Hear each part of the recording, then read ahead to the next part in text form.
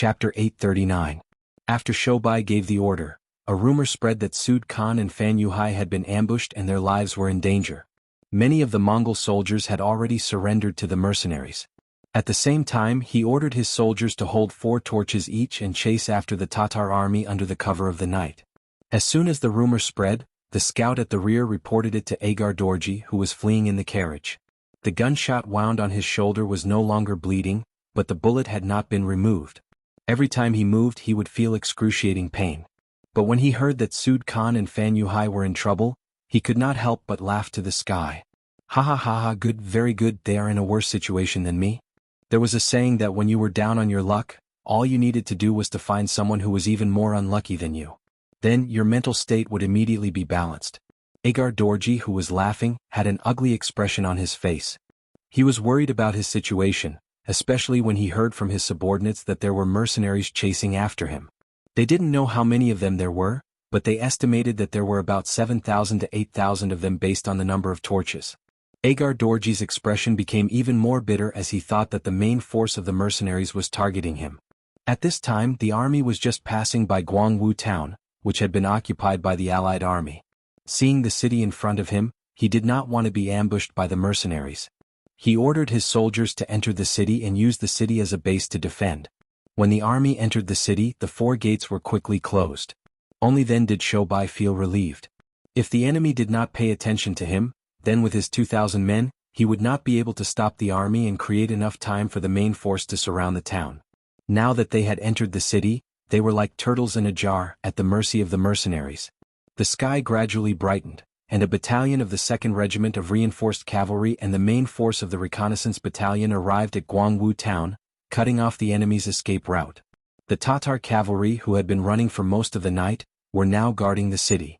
Although there were not many mercenaries surrounding the city, they did not intend to rush out of the city. In their view, with the protection of the city, it was much better than being surrounded on all sides of the grassland. In the morning, Yang Qindong and the main force of the mercenaries finally arrived at Guangwu town. When he saw that the city was completely surrounded, the 6th young master's face revealed a smile. Good, good, this time Shobai has done a great service. 6th young master, you flatter me. It's just a little trick. Shobai did not dare to claim the credit. Haha, it would be great if every general had this kind of little. Yang Qindong was still chuckling. He then patted Shobai's shoulder, full of appreciation. Previously, Shobai had suddenly been promoted from a fallen general to a regiment commander. During this time he had not made a single contribution, only following Yang Qindong to the capital. This had caused the dissatisfaction of many people, but no one dared to challenge the authority of the 6th young master. Now reality had given those people a slap in the face. At this time, Yang Qindong had openly said that if other officers had this kind of ability, they would also be promoted and placed in important positions. There were many brave and fierce generals in the mercenary army, but there were too few people who could hold their own. And those who had this kind of ability were now division commanders. The other regimental commanders were brave in battle, but they lacked the necessary tempering. With this order, the mercenary army surrounded Guangwu so tightly that not even a drop of water could pass through. Any other army would have been waiting for the Tatar army to break out of the encirclement or for them to surrender when they ran out of provisions.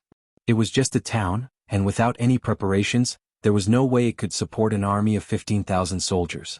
But in Yang Qindong's eyes, he wasn't willing to wait any longer.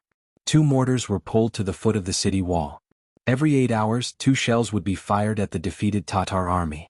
These aimless shells seemed to fall anywhere. As they crashed into Guangwu town, the Tatar soldiers began to scream in pain. They lacked food and clothing, had no future, and could fall at any moment. How long could they last? In the impenetrable encirclement of Guangwu town, which had no water source, after just 4 days, some people began to drink from the snow on the streets and roofs. But the weather was getting warmer and there was not enough snow, so the situation became even clearer. 7 days later, after being shot, lacking medicine, and having Hilaruo's corpse hung outside the city, the chaotic King Agadorji died in a fit of rage. Like a dragon without a head, it opened the door and surrendered. Without wasting a single soldier, the 15,000 Tatar cavalrymen surrendered, and the mercenaries returned to the first city with the might of a great victory. This battle lasted for a total of 11 days. The shattering Meng army, injuring Sud, killing Agadorji, and the mercenary army returned to the city. In the beginning of spring the grass began to sprout, and the willow trees were green. A new wave of construction in the city had begun. Under the planned step-by-step work, Shur City appeared in front of the world with a small change a day and a big change a few days later. Trees that took a lot of effort to move from hundreds of miles away were planted inside and outside the city to resist the wind and sand. The people of Shur City felt like they were in a different world. The changes in the army also began. Among the 20,000 prisoners, warriors were constantly selected to supplement the various divisions. It seemed like the Duke of Loyalty was not satisfied with this change. He immediately sent a telegram to the political department of Chichen City, and the army building operation officially began. The commander of the First Army on the Sea was decided, and as expected, it was Gao Xiong. A shining golden badge was worn on his body, and the order to promote him to Major General was given. The new army on the land, the choice of commander was out of everyone's expectations, but everything was within reason. The commander, Tiger's Mane, was not the Lung Song that everyone had imagined.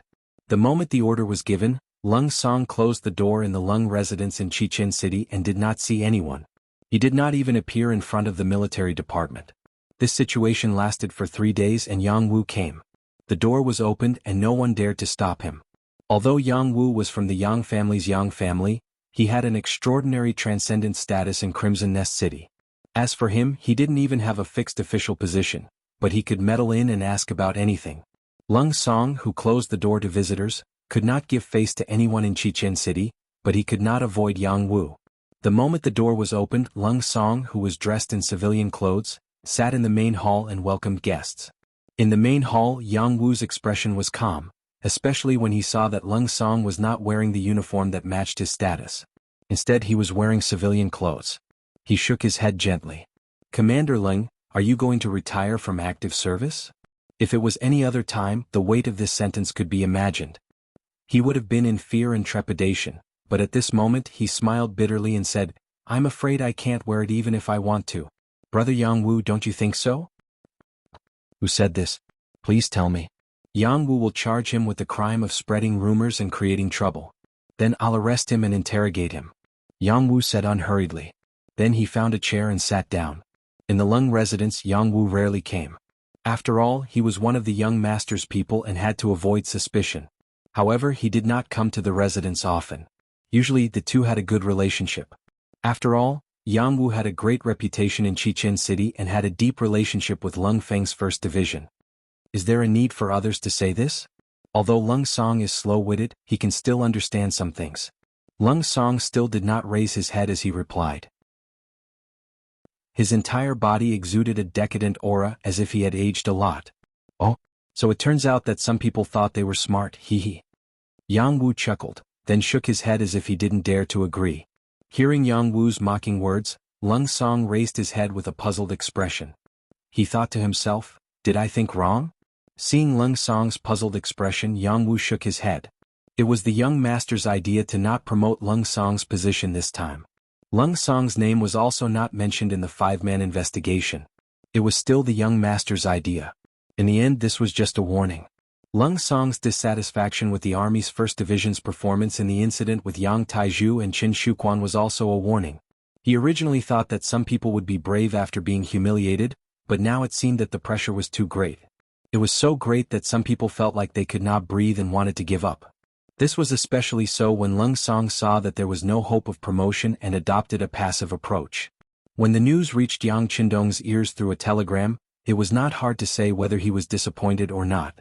It was often said that the greater a person's mental endurance, the greater their achievements. Just from this sentence alone, it was clear that Lung Song's performance was not good. Yang Qindong even wanted to give up on this person. He had raised Lung Song with one hand, so of course he could suppress him with one hand. However, at this time, the future 6th Madame Wan Xiaoyu suddenly sent a telegram. She was actually pleading for Lung Song. The telegram did not have many words, the meaning was simple and clear. Everyone would make mistakes. Lung Song was just temporarily blinded by fame and fortune. In reality, his character was not bad. In Yang Tieju's case, it was already proven that he was not involved. In the investigation, there was also no evidence that he had made any mistakes. His mistake was that he had been too proactive in this period of time. His mistake was that he had contacted some people he should not have contacted, wanting to be promoted. Lung Song thought that if more people were willing to speak up for him, he would be able to firmly wear the title of Army Commander and Major General. However, he did not think about who gave him everything in Crimson City. If that person did not nod, what was the point of letting 1,000 people speak up? Chapter 840. Yuan Xiaoyu's telegram changed Yang Qindong's decision in the end. Since this person had been by his side for a long time and had always performed well in the past, he finally forgave him. Thus, Yang Wu's current actions came about. Seeing that Lung Song was in such a state, it was useless to rely on words to advise him. Yang Wu sighed softly and decided to help him to the end. He would properly enlighten him and explain things to him. Of course, he would only do this once and only once. If Lung Song still did not know when to back down after this incident, then he would really have to give up. Division Commander Lung, the young master still has hope for you. After a moment of silence in the hall, Yang Wu finally spoke. Just this sentence alone made Lung Song's eyes light up. He raised his head and stared at Yang Wu. He knew that this person would definitely have something to say. Sure enough, Yang Wu did not stop and continued, Division Commander Lung's performance was indeed not very good a while ago, especially when you found a lot of people to speak for you. Your thoughts may not be wrong, but your actions were not wise. Don't you know that the people you're looking for, everything they have was given to them by young master? Their identities, including yours and mine, can be taken back at any time as long as the young master is willing? I did not mean to pressure him. I just... Lung Song anxiously explained. All right, Division Commander Lung does not need to explain to me. There is also no need for this because the young master has never cared. Otherwise, I would not be saying this to you now. However, there are some things that you can do once but absolutely cannot do a second time. Otherwise, even if Division Commander Luan pleads for you, I'm afraid it will be useless. This sentence revealed a bit of information. After digesting it, Lung Song's eyes widened. Luan? Division Commander Luan pleads for me? The so-called Division Commander Luan was naturally Luan Xiaoyu. However, it was precisely because of this that Lung Song's face was filled with disbelief. Be it in public or private, the relationship between the two was very ordinary. Except for the necessary contact at work, there was no personal relationship. There were even many times when Luan Xiaoyu's attitude towards Lung Song could be described as cold. Lung Song did not expect that the sixth madam would plead for him under such a relationship. However, these words came from Yang Wu's mouth, and they were so true that no one could doubt them. When Yang Wu saw Lung Song's surprised gaze, he sighed again in his heart. The word benefit was indeed very powerful. Usually, Lung Song was calm and orderly when he did things, as if he had the demeanor of a great general. However, when it came to his official career, he was unable to remain calm. Yang Wu didn't want to explain anything. Commander Lung, think about it carefully. What do you have to complain about? Do you know who Hu Tu is? That's the person who's been with the young master the longest. Isn't it legitimate for him to become a commander before you? Zai Zai, did you not hear the order of the political department? Hu Tu is the commander of the new army, and Gao Xiong is the commander of the 1st Marine Army. Lung Song was puzzled at first, but it didn't take long before his expression began to change. They were both commanders, and since there was the 1st Sea Army, then the ground army should also be the 1st Land Army, but why was it the 1st Army of the ground army? This didn't seem to make sense. The surprise on his face became more and more intense. Yang Wu had already stood up. Commander Lung, you can choose for yourself where to go. By the way, you don't have to thank the 6th madam. As long as you work hard, that will be the greatest gratitude. Yes, this is what the 6th madam said herself. After saying this, Yang Wu did not wait for Lung Song to speak again. He had already stood up and left, leaving behind a graceful and elegant background. Lung Song did not send him off. Instead, he sat on the chair and pondered for a long time. No one knew what the result would be except for himself. However, early the next morning, Lung Song reported to the military headquarters in his military uniform. Everything was back on track again. If there was any change, it would be that he worked harder and was more self-disciplined than before. In Crimson City, Yang Qindong reported Lung Song's recent changes through a telegram. After reading it, he sent the telegram back to Beta Persei. It's not hopeless. Young master, you must not be angry for others. Beta Persei, who knew about this matter, took the initiative to lead the conversation in another direction after comforting him. Young master, Hu Tu is getting more and more depressed. The people below are very afraid of him. Yes, Tiger's mane has indeed changed a lot. However, this is not a bad thing. When a person's position is high, he understands that it's lonely at the top. Naturally he can't be like before. Yang Chendong nodded. Ever since Tiger's Mane was promoted to the commander of the new army, he had indeed changed a lot. In short, he smiled less, spoke less and looked more depressed. Of course it could also be said that he had become more mature. In less than half a year, he had been promoted from the leader of a regiment to the commander of an army. It could be said that he had been promoted on the front lines. During this time he had been proud, lost and won battles until now he had slowly become more mature. Could be said that all of this was forced. The culprit was Yang Chendong himself. The incident between Yang Taizhu and Qin Shuquan was a wake-up call for him. If it was not for Yu Mian's accidental appearance, the problem would not have been exposed. He could not even imagine the extent of the destruction. Now that he looked back at the cause and effect of the incident, these two people were guilty, but what about the others in Crimson City? Including himself, did he not have any responsibility at all? At the same time that he gave others power, he did not teach them how to use this power well, nor did he have enough supervision measures. It was fine if there was no problem with this kind of power, but once there was a problem, it would be a big problem that might involve himself. After the previous experience, Yang Chendong would undoubtedly be more careful when using people. This time he did not promote Lung Song to the position of commander, but instead promoted Tiger's Mane by 1 rank. Of course, through this matter, Yang Chendong was also telling the officials in Crimson City that there were some things that only he could decide. What should be given to you will be given to you. If he didn't want to, no matter how hard you tried or how many people you secretly gathered, it would be useless. At the very least, before Yang Xia was completely strong, this rule would not be changed. Yang Chendong thought in his heart. Speaking of Tiger's Mane, he had followed him since he was young, and was the one who would not go against his will the least. This kind of person with experience and ability, why couldn't he be promoted to commander first? It was just that with Yang Chendong's actions, the one who suffered was Tiger's Mane. He felt an enormous pressure. Especially for him who had just suffered a huge defeat, the pressure was even greater. At the same time that he carried the heavy responsibility, the pressure came with it. All the changes in Tiger's Mane were within Yang Chendong's expectations.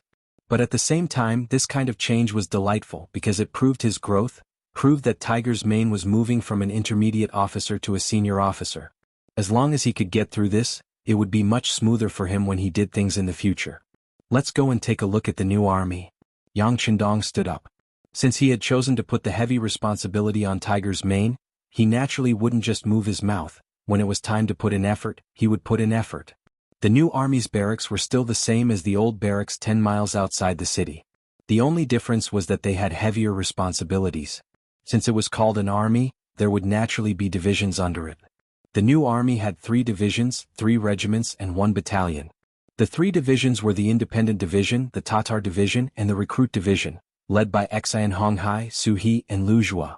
Tiger's Mane was the commander, and Shibi was the deputy commander.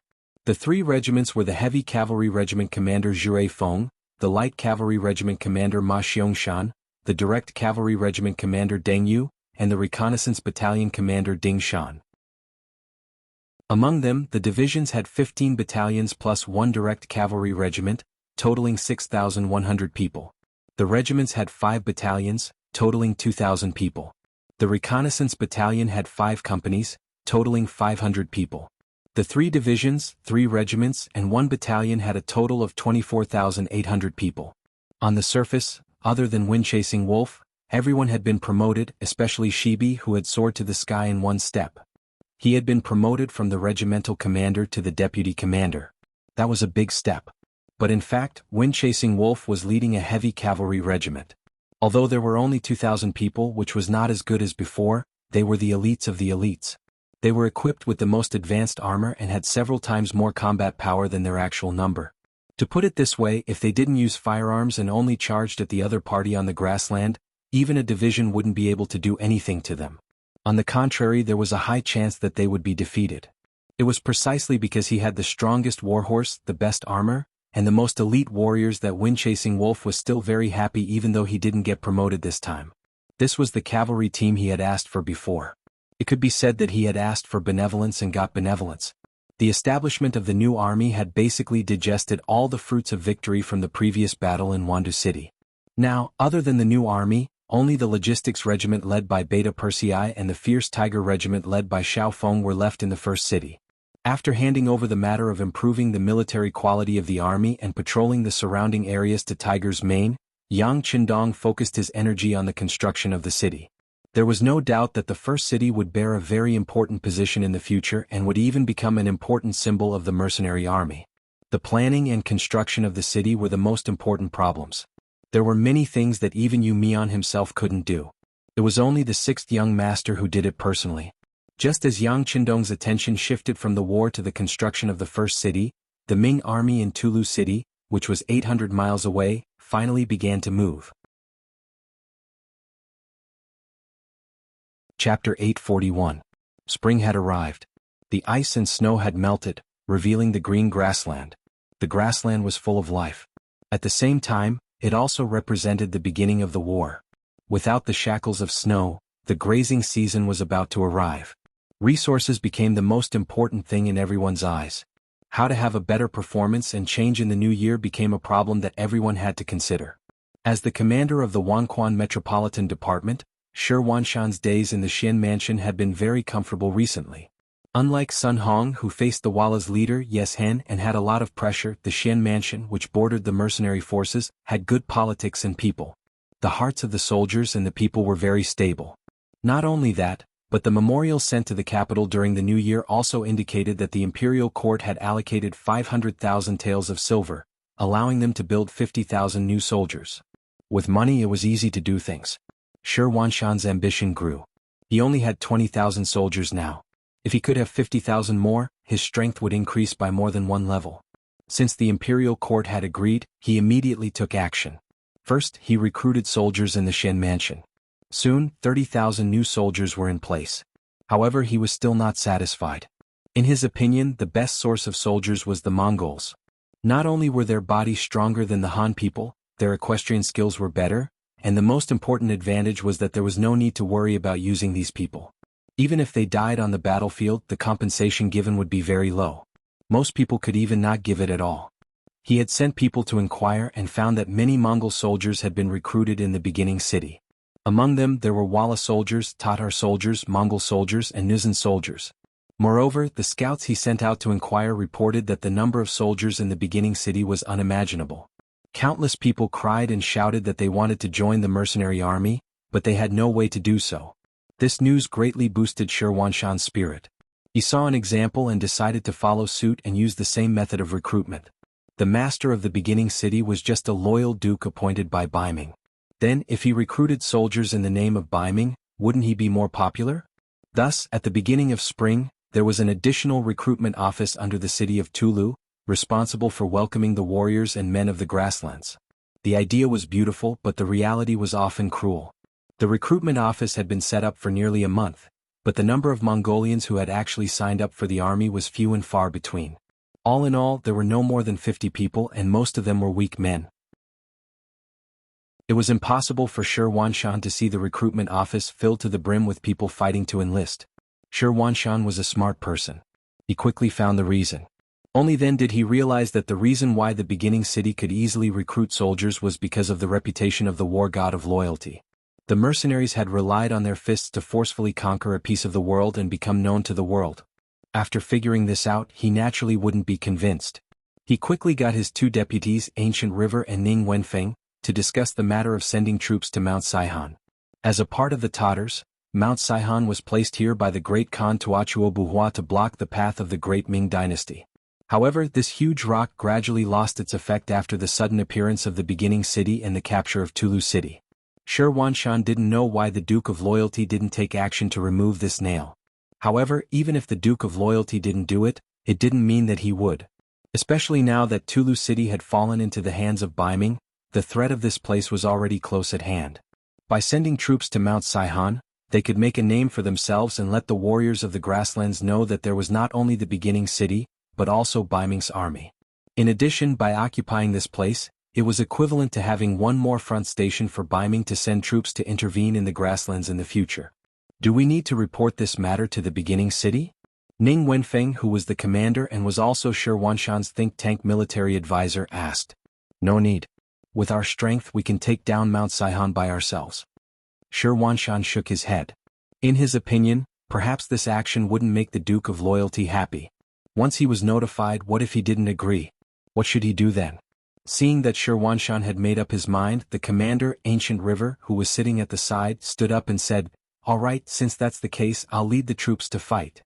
3 days later, 15,000 Biming soldiers set off from Tulu city toward Mount Saihan, which was 400 miles away. Among them, 5,000 were new recruits. On the city wall, as the guarding eunuch, Deng Chong, watched as Ancient River, who was dressed in armor, led the troops away, he spoke in a hoarse voice, "Commander Sure, I can fill in the memorials for the expedition later, but we must win this battle. Otherwise, I'm afraid that there will be people in the imperial court who will cause trouble for us." "Ah, don't worry, Eunuch Deng. With General Ancient River leading the troops, there will only be 8,000 enemies on Mount Saihan. There won't be any mistakes." Shirwanshan looked confident. From all the information he had gathered, this battle wasn't going to be difficult. However, after 5 days, a letter requesting reinforcements was sent back to Commander Sure in Tulu City. The letter was personally written by General Ancient River. When he arrived at the foot of the mountain, he prepared to attack the city.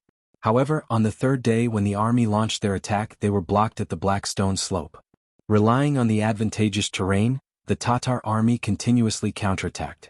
After charging again and again, 4,000 soldiers died in battle, but they still didn't achieve any results. Not only that, but the 5,000 new recruits were also heard by the army. No matter what orders were given, they weren't willing to charge together with the old soldiers. Seeing that there were only 6,000 men left, Ancient River had no choice but to ask for reinforcements. In the past, all the information said that the Mongol army was useless. When faced with the attacks of the mercenaries, they were often quickly defeated and showed signs of defeat. This made Shirwanshan think that the Mongol cavalry had also fallen and that their combat strength was not as good as before. However, now that they had actually fought, he knew that it wasn't that the Mongol army had fallen back, but that the mercenaries were too strong. However, since things had come to this, there was no turning back. At this moment, there was no possibility of stopping and retreating. If he really did that, the morale of the army would definitely be shaken, and the recruitment of new soldiers would naturally be unable to continue. "Send the troops. This time I will personally take action. I will lead 5,000 soldiers." Shirwanshan decisively made a decision. He ordered Ning Wenfeng and eunuch Deng Chong to stay behind in Tulu city. He personally led 5,000 old soldiers to Mount Saihan. In the beginning city, Yang Chendong had already received the news the moment the army in Tulu city began to mobilize. Shirwanshan, who thought that he was smart, closed the 4 gates and didn't allow anyone to leave the city. However, he didn't know that there was something called a telegram. People didn't need to leave the city to send the news to very far places. After receiving the news, Yang Chendong quickly saw through Shirwanshan's motive. To the south was the territory of Datong Prefecture. There was an old rival of Biming Yeshen. If they begged him not to harass them, they would be very lucky. Then they would definitely not find trouble with him. The beginning city was very powerful, and it wasn't something that Shirwanshan could easily touch. After thinking about it, it seemed that there was only Mount Saihan left. Speaking of Mount Saihan, they had also fought with the mercenaries before. They had launched a sneak attack, but they didn't gain any advantage. Yang Chendong originally wanted to get rid of them as soon as possible. However, after the scout reported the terrain there, he stopped this plan. Now was the time to develop the beginning city. It was just a poor mountain. It didn't matter whether they occupied it or not. Even if they occupied it, they still had to send people to guard it. Without that place, it meant that there was no buffer between him and Biming. Yang Chendong, who had always looked at the big picture, let them go. He didn't expect Shirwanshan to have designs on them. Well, since he wanted to hit a rock, he might as well do it. When the time came, both sides would suffer. Wouldn't that be more beneficial to him? After receiving the news, Yang Chendong didn't take this matter seriously. In fact, he had already thought about the outcome. On this day, he was attending the opening ceremony of the newly built Yang Family Academy in the beginning city. After a few months of hard work, an academy with a height of 4 stories and an area of more than 100 acres was built. Yang Chendong was the president, and Wang Si was the first vice president. They were in charge of the main matters of the academy. The academy opened up the main subjects such as mathematics, language, physics, science, medicine, and other subjects. There were also other subjects such as sports, music, art, and even foreign language classes. Although they were only teaching some Mongolian, Russian, Japanese, and Korean for now. However, it wouldn't be long before some Western languages would be developed. At that time, there would be a group of foreign language talents here. This would play a great role in future dealings with countries around the world, and even in occupying them. Because of Yang Qindong's participation, the ceremony became very lively. The 500 students of the academy for the first time were all present. And this was only the first batch. In the future there would be more people who would enter to learn. After learning they would be used by Yang Xia. Just after the ceremony was completed, and under the accompaniment of Wang Si, the vice president, he was walking around the academy. The commander of the reconnaissance battalion, Su Yunxing, appeared and gestured to Beta Persei from afar. Soon after, an urgent report was sent to Yang Qindong. Glancing at the contents of the report, Yang Qindong's eyes paused for a moment. Then he said to Wang Si, who was accompanying him, "Dean Wang, please take care of the matters here. This young master still has something to do, so I'll go first. Tiger Army Commander, come with me." After hurriedly leaving the academy, Yang Qindong returned to the war room in the Yang residence. Tiger Mane quickly came over. The report that had just been sent was also sent to him. After reading the contents, Tiger Mane's face flashed with surprise. After thinking for a moment, he looked at Yang Qindong and said, "Young master, leave this matter to the new army." "Okay, what do you think?" Yang Qindong nodded lightly. The war naturally had to be left to the new army. Unless the situation was serious, he would only bring the Tiger Army. Chapter 842, Tatar Cavalry Spring Hunt.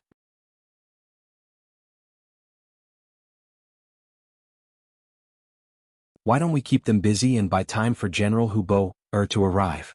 Then we can pincer them and wipe them out. All right. However, we still have to be careful of the mercenaries in the origin city. How about this? We'll leave 2,000 men behind and take 4,000 down the mountain. Mazam suggested. Bora nodded in agreement and led the 4,000 cavalrymen down the mountain, leaving 2,000 soldiers behind. After fighting with the Baiming army for several days, they had lost 2,000 men. The remaining 2,000 were their final strength. Shi Wanshan didn't know that he had been targeted.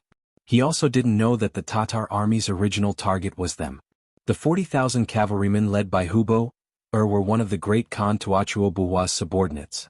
They took advantage of the warmth of spring and the blooming of flowers to appear in the grasslands. They also had a unique name, the Spring Hunt. When spring arrived, the cavalrymen would go out to show off their strength and show off their strength. They would also show off their strength and show off what territory belonged to them. These places were sacred and could not be invaded. Otherwise, they would have to be prepared to be attacked by the cavalrymen. Unfortunately, the territory that Hubo, had chosen to patrol this year was near Saihan Mountain. The appearance of the origin city and the change of Talu city had made the Tatar army feel threatened. This time it was time for them to take back what originally belonged to them. Previously it was mostly Wala and Baiming fighting. Previously the great Ming dynasty had attacked the Mongol tribes, and Wala had not had any major conflicts with the great Ming dynasty. However, Yang Qindong's appearance had broken this situation. They needed to retaliate to show off their position and sovereignty. It was under such circumstances that Hubo, led his 40,000 cavalrymen into the grasslands. Along the way, the scouts at the front had sent news that when the Baiming army was attacking Saihan Mountain, Hubo, had led his army over. They wanted to start with the Baiming army that dared to cross the line. As the army headed down Mount Saihan, in the middle of the troops, Hubo received news that the North Ming army was making a move and wanted to retreat. A vicious look flashed across his face. "You want to retreat? It's too late. Where's General Gaur? I'll give you 5,000 cavalrymen. Set off first and stop the Baiming army from retreating to Talu city. The main army will follow soon." Understood. A Mongolian general dressed in armor cupped his fists in acknowledgement, then galloped out on his horse. Not long after, he gathered 5,000 cavalrymen and sped down Mount Saihan. Hubo, did not even look at the cavalrymen. With 5,000 cavalrymen paving the way, he was confident that the Baiming army would not be able to escape. At this moment, while hurrying, he said to Mu Ren beside him, "General Mu, continue to tell me about the war god." Mu Ren originally belonged to the Tatar faction. Previously, when the Mongol tribe wanted to surround the city, he saw that the situation was not good and immediately escaped. He met up with General Chiga of Guangwu town and left the region together. There were mercenaries in front and the Mongol army in the north. Under such circumstances, they were weak and could only give up on defending this place. They wanted to go to the south to find Tua to work for the Great Khan. However, they did not expect to meet Hubo, who had come for the spring hunt. Both sides gathered together and their army reached 50,000. Since Hubor had asked, Mu-Ren naturally had to answer. Yes, General. Speaking of this war god, he is indeed very famous. In this region, everyone who hears his name trembles in fear. After he changed Arakamaki to the first city, he defeated Agar Dorji's 50,000 soldiers and the 20,000 soldiers of the Mongol tribe in the north of the desert. Not to mention the changes in Hubo-Er's heart after hearing Mu-Ren's words, just the sudden appearance of 40,000 Mongol cavalrymen in Talu City, and according to the scouts, there were 10,000 soldiers following behind them. When Ning Wenfeng heard this, he immediately felt the severity of the situation. The Wan Quan Metropolitan Division had 20,000 old soldiers. Previously, General Ancient River had taken 10,000 with him. Later, General Shi Wanshan took another 5,000. Now he only had 5,000 soldiers left, of which 2,000 were in charge of training the new soldiers in the Xian manner. He only had 3,000 old soldiers. With 3,000 Mongol cavalrymen, 40,000 cavalrymen, and 10,000 infantry, it was impossible. The best thing to do now was to defend the city, but whether or not they could do it was another matter. However, this commander Qian Shi unexpectedly made an unexpected decision. That was, he wanted to go out of the city to rescue and welcome back Commander Shi Wanshan. Perhaps in other people's eyes, once something happened to the commander and commander comrade, Qian Shi would be able to smoothly take over the position. However, in the eyes of the smart Ning Wenfeng, this was not the case. If it was peacetime, he might use his brain. However, with the Mongol army at the border, he would not use his brain. If he wanted to stabilize the situation, the Wan Quan Metropolitan Division and the Xian Manor could not do without Shi Wanshan. After making the decision to go out of the city, Ning Wenfeng only left behind 1,000 old soldiers to defend the city. At the same time, he sent someone to inform Deng Chong to send another 1,000 old soldiers and 10,000 new soldiers to defend Talu City. Then he opened the city gates and left. The situation was very critical. Shi Wanshan, who had left behind a lot of supplies, wanted to immediately retreat to Talu City. At that time he would still have a chance to defend the city. He moved quickly, but the Mongol army was not slow either. Soon he received news that the 2,000 cavalrymen in the vanguard had been defeated and were retreating. The scouts said that the Mongol army's General Gaur had defeated our vanguard with 5,000 cavalrymen and is on his way here. There's even worse news. Behind us, General Mazam of Mount Saihan is also chasing us with 4,000 cavalrymen. What should we do? He asked Gu Wanshan anxiously. Clearly the current situation was far worse than they had imagined. Let's go. He said anxiously. Kill. Carve out a path of blood. Let's return to Talu City before the enemy completely encircles us. Perhaps at this time, when Feng has already brought people over to us. Shi Wanshan replied after a short moment of silence. General Ning? Ancient River's eyes were filled with doubt. There's no doubt about it. Wenfeng sees the big picture. He knows the importance of the two of us at this time. If something happens to us, he won't be able to defend Talu City alone. He might even lose Xian City. At that time, even if the Mongol army doesn't take his life, the emperor will. Shi Wanshan said firmly. It had to be said that his years in the bandit den had given him a very accurate grasp of people's hearts. Seeing Shi Wanshan's confidence, Ancient River could only choose to believe him. Alright, since that's the case, what should we do next? Chapter 843. Order the army to charge forward. Then you and I will each lead 200 cavalrymen to Tulu City. Let's hope these soldiers can stall for more time. Shi Wanshan's eyes were filled with determination. For his own safety, he had made the decision to sacrifice his main army. This was equivalent to abandoning the safety of the majority of the people. This was not what a qualified general should do. But at this moment, Ancient River also knew that they had no other choice but to do this. Once they acted on their loyalty and traveled with the main force, the final result would be that even their own lives would be lost inside. Okay. After a little hesitation and struggle, Ancient River did not object and agreed to this decision. Then the two of them began to select elite soldiers to supplement the 400 people that they needed to take away. Just as the sky was about to turn dark, Shi Wanshan and He each led 200 elites and set off their troops under the cover of the darkness. Not only did no one in the Baiming army notice them, even the Tatar cavalry scouts who were in charge of monitoring them did not notice them. It was also night time. The mighty new mercenary army left the first city and headed straight for Tulu City. Tulu City was the main supply point of the mercenary army. Once it was lost, there was only one way left. For the first city that needed a lot of materials, this was obviously not enough. Even if it was for themselves, the mercenary army had to do something to ensure that Tulu City would not change hands. The sky gradually darkened. Fortunately, there was still some moonlight. Once they got used to the darkness, they could see the road ahead even if they did not use a torch. It was just that their vision was blocked and they could not see too far. Since they could see the road ahead, Tiger's man ordered the soldiers not to use torches. At the same time, he also gave the reconnaissance battalion commander Dingshan a death order to increase the scope of the reconnaissance. Once they found any Tatar scouts, they had to be resolutely eliminated to ensure the concealment of the army. Hu Mang also knew that once the sun rose, he wouldn't be able to hide his whereabouts even if he wanted to. All he wanted was to have a peaceful night and not be discovered by the enemy during the night. Dingshan, who had received the death order, set out. Although there were only 500 scouts in the reconnaissance battalion, every one of them was an elite in the army. Whether it was horsemanship or archery, they were all 1 in a million talents. It was just a night's covert march, so he was confident that he could succeed. The mercenaries didn't move slowly in the dark.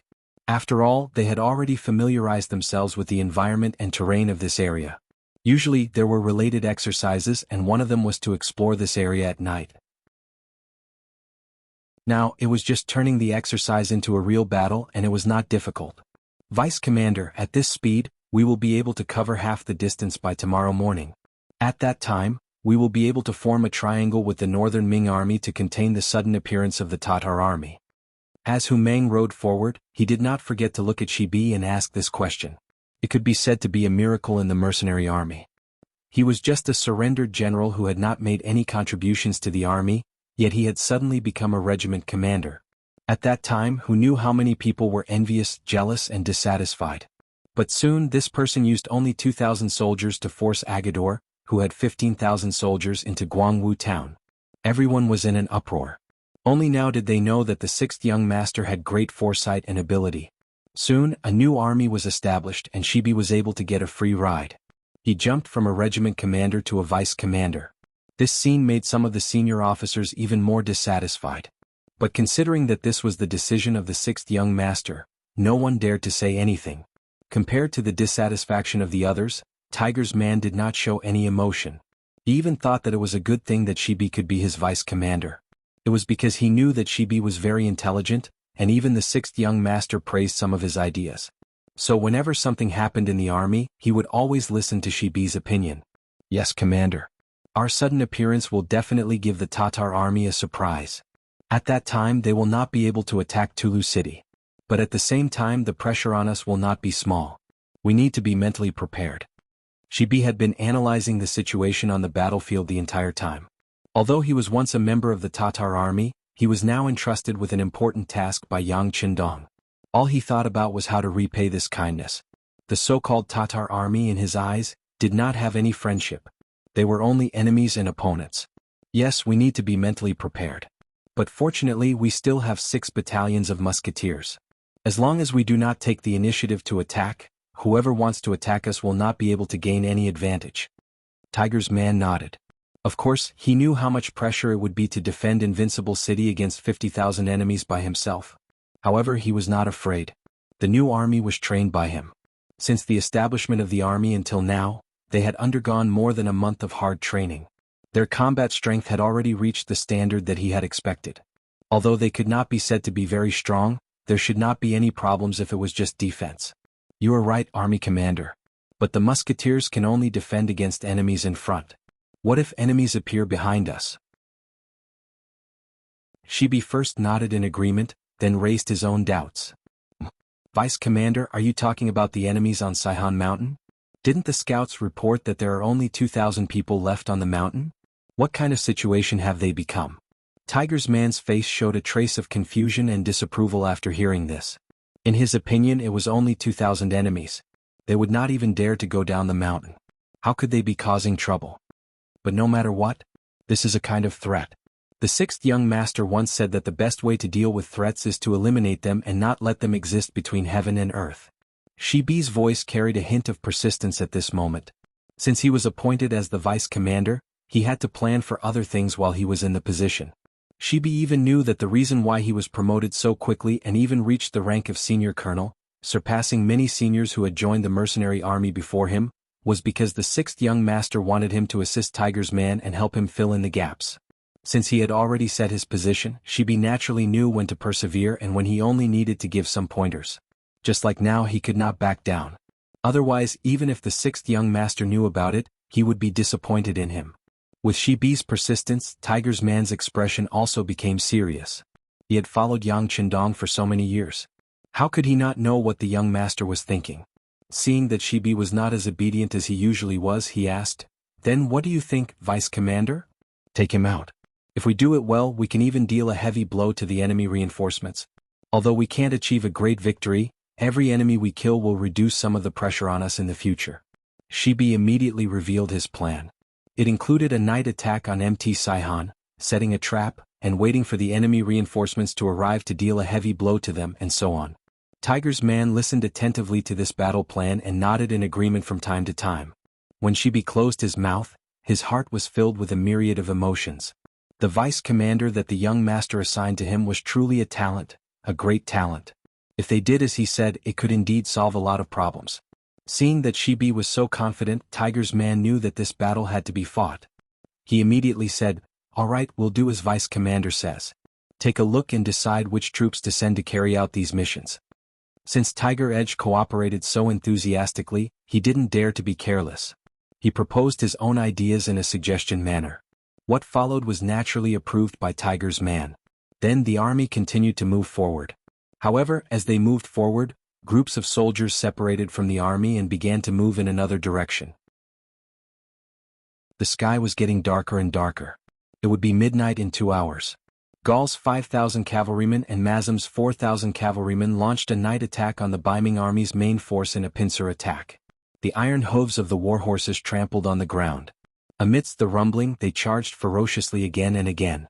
Faced with a pincer attack from two sides, the Baiming army, which was mostly made up of new soldiers, fell into chaos. When the Kiliarchs wanted to ask for instructions on what to do next, they realized that the commander-in-chief and the commander-in-chief were nowhere to be found. With the battle on the horizon and the commander missing, the already chaotic Baiming army became even more chaotic. Faced with the charge of the Tatar cavalry, they scattered like birds and beasts, unable to put up any resistance. Countless Baiming army soldiers were killed by the Tatar army. Countless Baiming army soldiers had no choice but to throw down their weapons and kneel down to beg for their lives. Ha ha ha.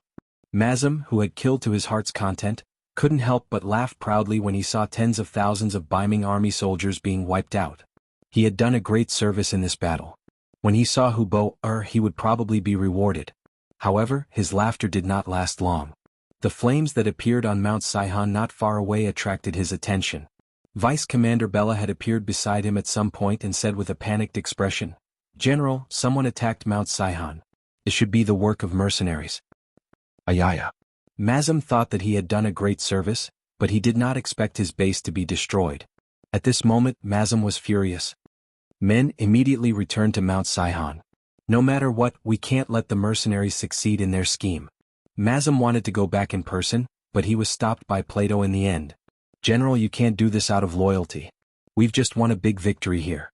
You can't leave yet. Otherwise, won't all the credit be taken by General Gore? How about this? I'll bring reinforcements.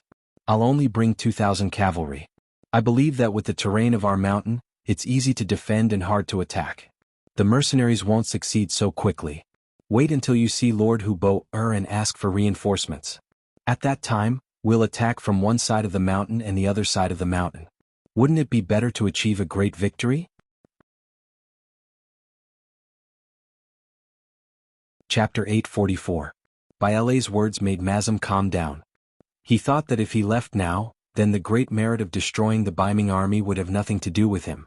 More importantly, even if he went back now, he would only be able to bring back 4,000 cavalrymen. Against the powerful mercenaries, they would not be of much use. It was better to stay here and ask for reinforcements after meeting with Lord Hubo. This was the only way to solve the problem. "All right, General Baila, I'll leave everything to you. However, you must be careful." Mazum listened to this suggestion. However, he did not know that this parting would be the final parting between him and Baila. "Please rest assured, General. Once I return to the mountain, I will defend it to the death and wait for General to bring reinforcements." There was no time to lose. After Bai La finished speaking, he ordered 2,000 cavalrymen to quickly return. Saihan Mountain was easy to defend and hard to attack because of its geographical location. This had also made Mazam and Bai La extremely confident. All of this had been proven when the Baiming army failed to take it down. However, the mercenaries were not the Baiming army. Attacking a mountain like this was a common part of their training. In addition, they had planned to launch a sneak attack. In addition, they had mobilized 2 battalions of 800 musketeers to assist them. When they launched their attack, the Tatar soldiers guarding the mountain were stunned. In the dark, their vision was limited. They did not know where the mercenaries would come from. If they wanted to see the enemy, they would have to raise their torches. However, if someone did so, it would be equivalent to revealing their position. The mercenaries would teach them a lesson in a matter of minutes. Often, the torches would be lit and extinguished very quickly. After more than 100 Tatar soldiers holding torches were killed, everyone learned their lesson and did not have any intention of revealing their position. Without any light, this created an opportunity for the mercenaries to charge up the mountain. At this moment, there were soldiers who relied on their outstanding mountaineering skills to attack the black stone slope and climb up to the peak of Saihan Mountain. The smoke signal on the mountain had been ignited. It was to inform Majimu and the others at the foot of the mountain that the situation on the mountain was very critical. If there were no reinforcements, they would not be able to hold on. On the black stone slope halfway up the mountain, Deputy Commander Shibi, who was in charge of commanding this battle, was watching the soldiers launch wave after wave of small attacks. His face was languid, as if he was not treating this battle as a real battle, but more like watching a mock competition. Lu Jua, the commander of the recruit division, saw this scene and felt very puzzled. Right after the sound of gunfire rang out, countless cavalrymen suddenly appeared on both sides of the creek valley. The torches in their hands were lit one after another as they charged towards the location of the 2,000 Tatar reinforcements.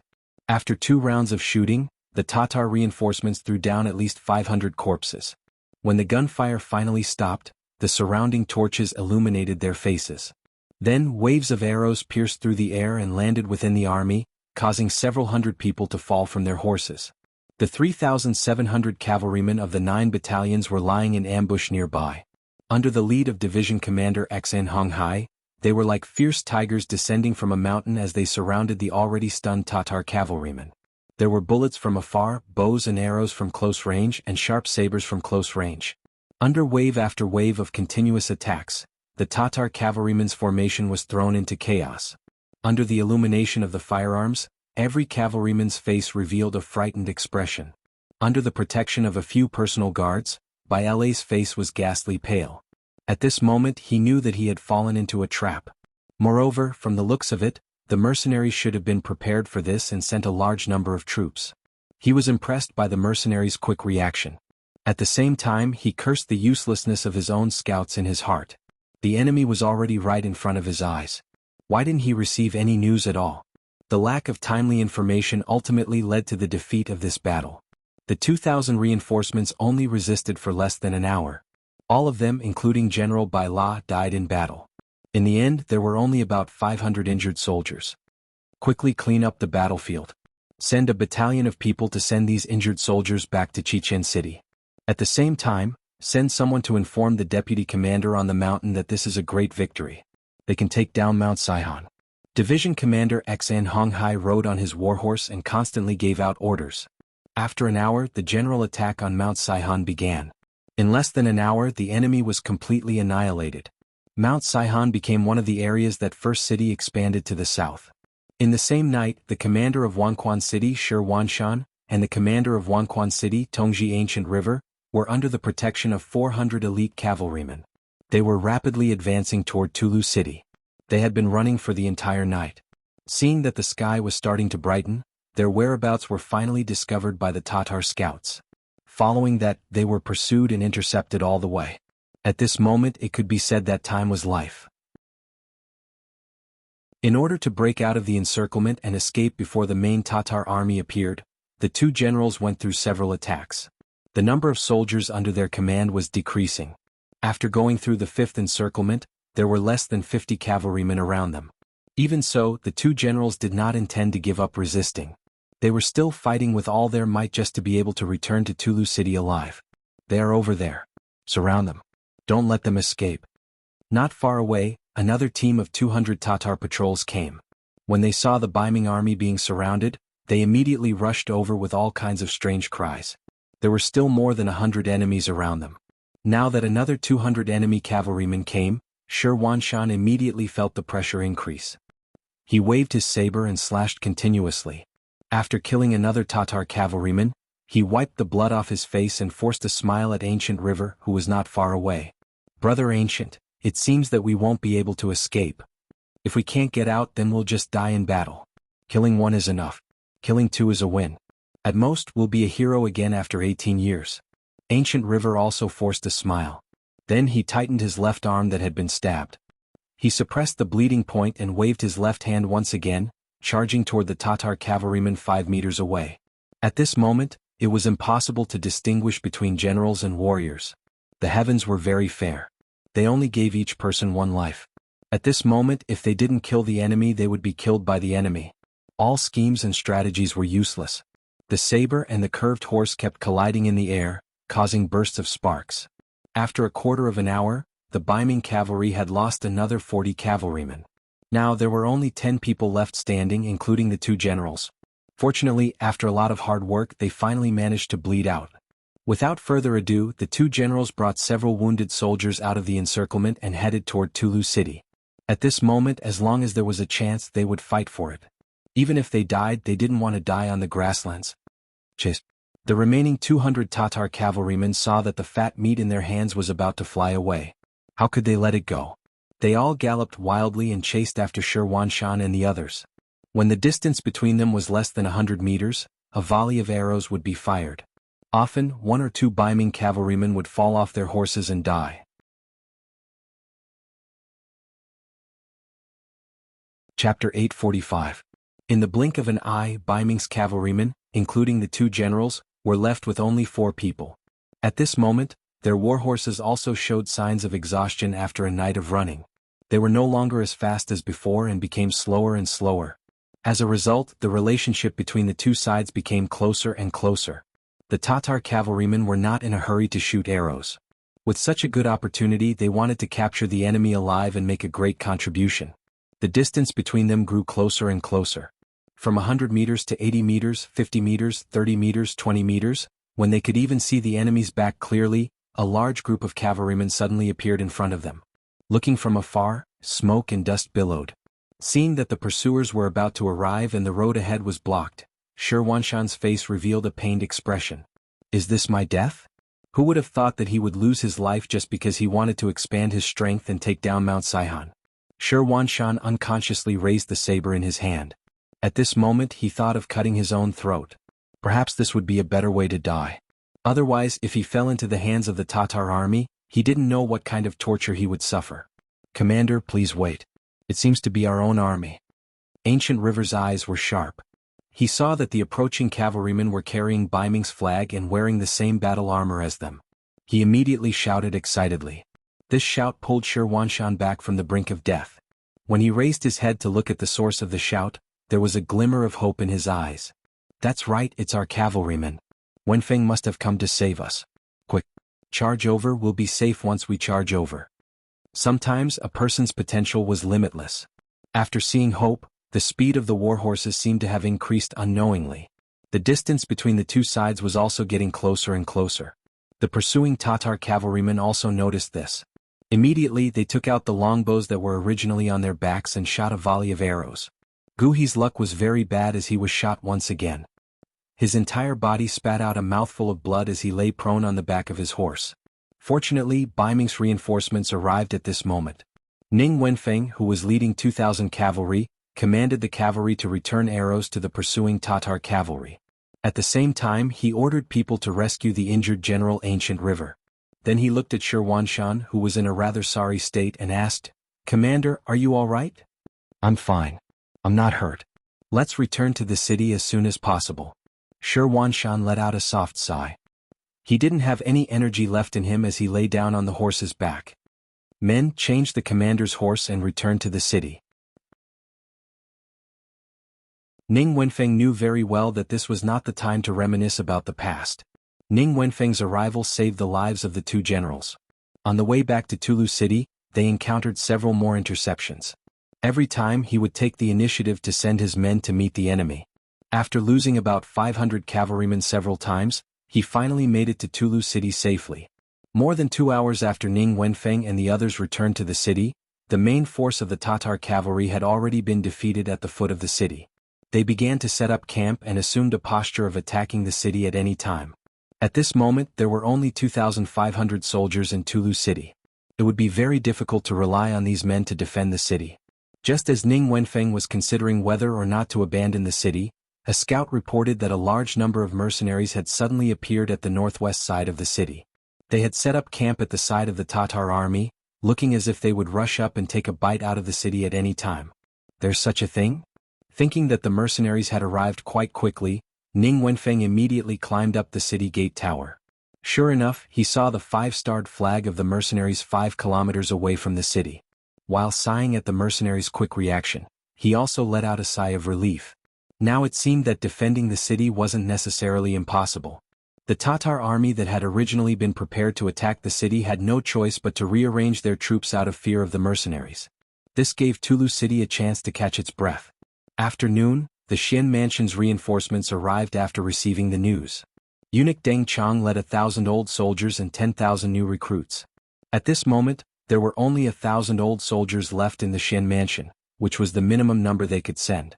But no matter what, with their arrival, Ning Wenfeng had gained some confidence. He was even more confident in defending Tulu City. In the Tatar army's tent, Hubo listened to the report of last night's battle with a terrifyingly gloomy expression. To be specific, they hadn't suffered any losses. It was true that they had lost Mount Saihan and had lost 4,000 cavalrymen, but they had also wiped out 10,000 of the Baiming army's main force. In other words, they had come out on top. However, Huboer's sudden appearance should have been able to catch the Baiming army and the mercenaries off guard. Now it seemed that while it had some effect, it wasn't enough. In the end, it was all because the mercenaries had interfered. This made Hubo even angrier at the mercenaries than at the Baiming army. Mazam Gore, I'll give you 3,000 cavalrymen to attack the mercenaries. I want to see how strong they are. General Chiga, I'll give you 5,000 infantrymen. Prepare to take down Tulu City. I want to massacre the city and bury the 4,000 soldiers from last night. Hubo furiously gave out 2 orders. Once the order was given, Mazam and the other 2 who were named were about to leave the tent. However, General Mu Ren, who hadn't been named, suddenly stood up. General, you can't do this. With the mercenaries' strength, 6,000 cavalrymen won't be able to break through. If we send them out, we'll suffer even greater losses.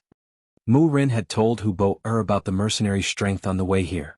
He had thought that both sides would listen to his advice and be more careful when facing the mercenaries in the future.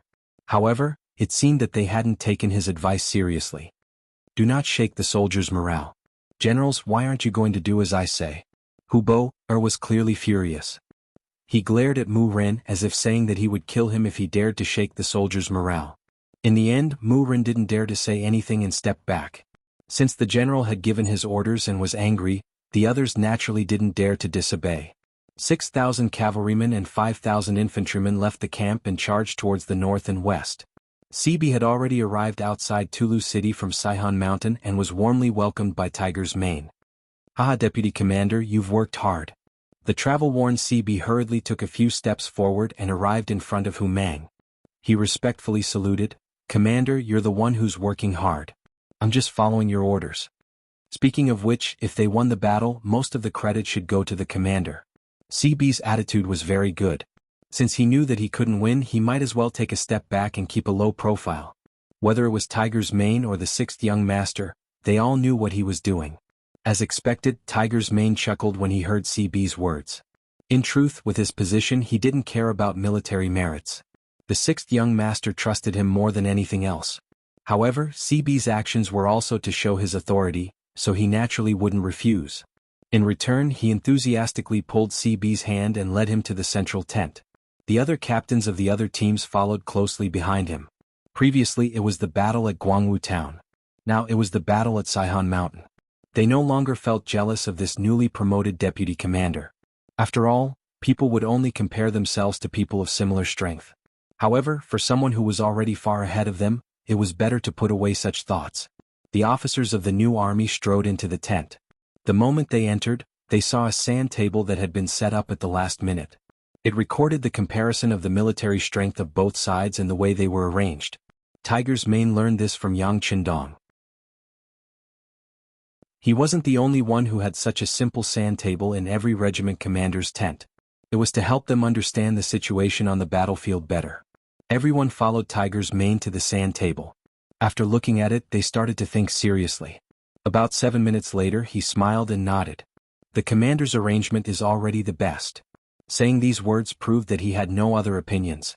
Tiger's Mane chuckled and said, "Deputy Commander, you must have had a hard journey. Why don't you go back to the tent and have a good rest?" "There's no need. I've already rested on my horse on the way here." Sebi shook his head and refused. It was true that he had made a military contribution, but this didn't mean that he had any special privileges. Especially in front of Tiger's Mane, he was a junior. "Fine. Since Deputy Commander is concerned about military affairs, then let's discuss how to attack the Tatar army." Tiger's Mane nodded. He was just being polite. Now that the small talk was over, it was time to talk about business. Without waiting for the officers to express their opinions on the current situation, the scout battalion commander Ding Shan had already entered the tent. He saluted Tiger's Mane and said, "Commander, the Tatar army has moved. There are 3,000 cavalry coming towards our camp from the left and right." "You're so petty." When he heard that there were only 6,000 cavalry coming, Tiger's Mane didn't panic at all. Instead, he was somewhat dissatisfied. It was clear that he felt that the Tatar army didn't send enough cavalry. Hearing this, the other officers also burst into laughter. After laughing, Tiger's Mane put away his casual attitude and his expression became more serious. "The 6th young master once said that we have to pay attention to the enemy in terms of tactics and look down on the enemy in terms of strategy. Therefore, even if we have the confidence that we will win, we can't be arrogant and we can't be careless." "Yes." When the officers heard that it was the 6th young master's order, they all replied seriously. "Good. Since the enemy is coming, of course we have to beat them back.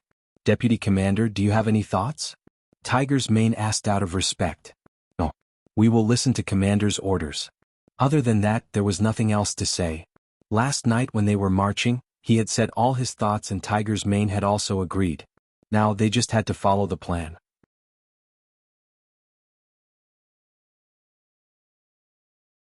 Chapter 846.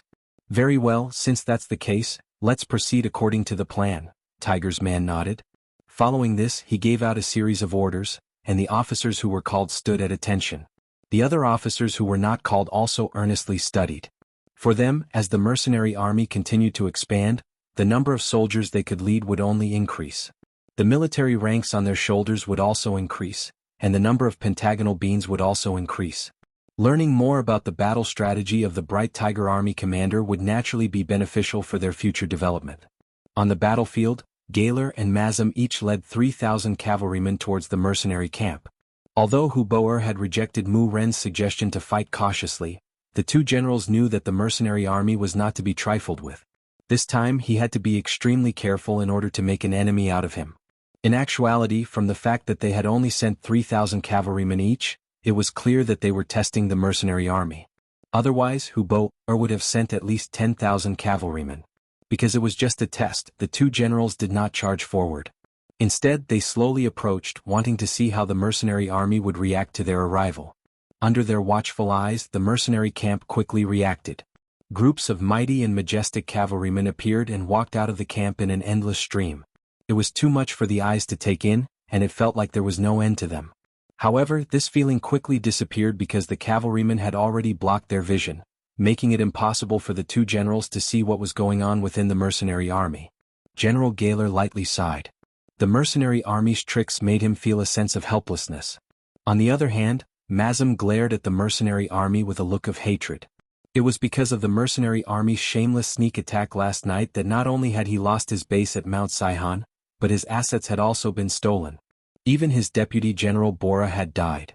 Because of this, he was furious, and he wanted to deal a heavy blow to the mercenary army to take revenge for his brothers and vent his anger. As they advanced, the distance between the two sides became closer and closer. When they were 4 li away, they were already within range of the cavalrymen. However, the mercenary army was still in formation and did not seem to have any intention of charging. "It's just a bluff." Seeing that the mercenaries were not moving at all, Neither charging forward nor retreating, Mazem, who was furious, decided to charge forward and try it out. He wanted to see how strong the other party was. Men attack. Once the order was given, the 3,000 Tatar cavalrymen moved. Their horses galloped and kicked up clouds of dust on the ground as they charged toward the mercenary cavalrymen. Beside the musketeers was the independent division commander Xan Honghai on horseback. Seeing that his field of vision had become very wide, his originally raised saber also dropped. He shouted, "Fire!" At the front of the battlefield, Mazem was already less than a li away from the mercenaries. He could even see the pale and frightened faces of the mercenaries. At this moment, his heart was extremely carefree. He urged his horse to speed up. His saber could not help but taste blood. Right at this time, the situation on the battlefield suddenly changed. Those frightened mercenaries separated to the sides, revealing the 3,000 mercenaries behind them. Following a loud roar, several thousand bullets flew through the air, passing through the air and arriving in front of them. The distance of 1 li 500 meters was completely within the range of the Type 81 assault rifles. Under the explosive sounds of gunfire, bullets flew out from the barrel like meteors flying through the sky. They drilled into the bodies of the Tatar cavalrymen who were brandishing their sabers, drawing out waves of blood. Mazem, who was charging at the very front, did not avoid this rain of bullets either. One of the bullets landed on his chest. The instant that fatal bullet entered his body, Mazem, who was still shouting and charging forward, was stunned. His saber dropped, and his entire body slid down the back of his horse like a boneless viper. Then he fell from the horse, landing on the ground, bringing with him waves of dust. Even when he died, his body still charged towards the mercenaries' camp, showing his determination to avenge his humiliation with blood. The general died on the battlefield. The omnipresent bullets ran amok among the armored cavalry. One after another, the Tatar cavalrymen were shot and fell off their horses. One after another, the Tatar cavalrymen lost their lives while still shouting to charge. All of this happened too fast, so fast that many people could not react in time. As the cavalrymen at the very front fell off their horses and died one by one, the Tatar cavalrymen behind them finally felt fear. They did not even have the chance to fight with the enemy and were about to be shot to death. No one wanted to see this kind of scene, and no one was willing to encounter it. Quick, quick, retreat, retreat. They knew that rushing forward would only lead to their own deaths. More and more Tatar cavalrymen reined in their horses, turned their horses around, and began to run back the way they came. There were some brave warriors among these Tatar cavalrymen. They were not as afraid of death as ordinary people, but this kind of unequal slaughter, this kind of aggrieved death, was definitely not what they wanted in their hearts. So at this moment, they would rather be a coward and turn around to escape than to show their courage and charge forward half a step. As if they had expected them to do this, the cavalry of the recruit division at the front once again opened up a path. The head of the light cavalry regiment, Ma Xiangshan, shouted, "Comrades, charge with me." The light cavalry regiment moved. The biggest change in the new army was that they had a heavy cavalry regiment and a light cavalry regiment. Like the name, heavy cavalry was a full-body armor, and focused on the art of opening and closing. They were like a flood of steel rushing into the enemy formation to kill the enemy. The light cavalry was a light military uniform, focused on flexibility and speed. They did not have much other equipment on them except for the necessary sabers and crossbows. What they wanted was to use the lightest equipment to chase down the enemy cavalry with the fastest speed. When the light cavalry regiment moved, it represented the start of the chase. After Ma Xiangshan's shout, countless light cavalry flew out like arrows, heading straight into the distance. As they galloped, the crossbows in their hands were not idle. Arrow after arrow shot out into the air, chasing and killing the defeated enemy cavalry at the same time. The sudden sound of the muskets and the sudden attack of the light cavalry made Gao Er's 3,000 cavalrymen suffer. They originally thought that when they were 1 li away, the cavalrymen would be able to display their strongest fighting strength. They never thought that there would be so many dangers behind the mercenary cavalrymen. Time after time they had to move aside, giving them different experiences. First he was struck dumb by the muskets. By the time he managed to turn his horse around in time, the enemy cavalry behind him quickly caught up with him. When the arrows got close to him, he could only watch as the soldiers he brought with him were shot by the arrows and fell to the ground. His heart was bleeding, but there was nothing he could do.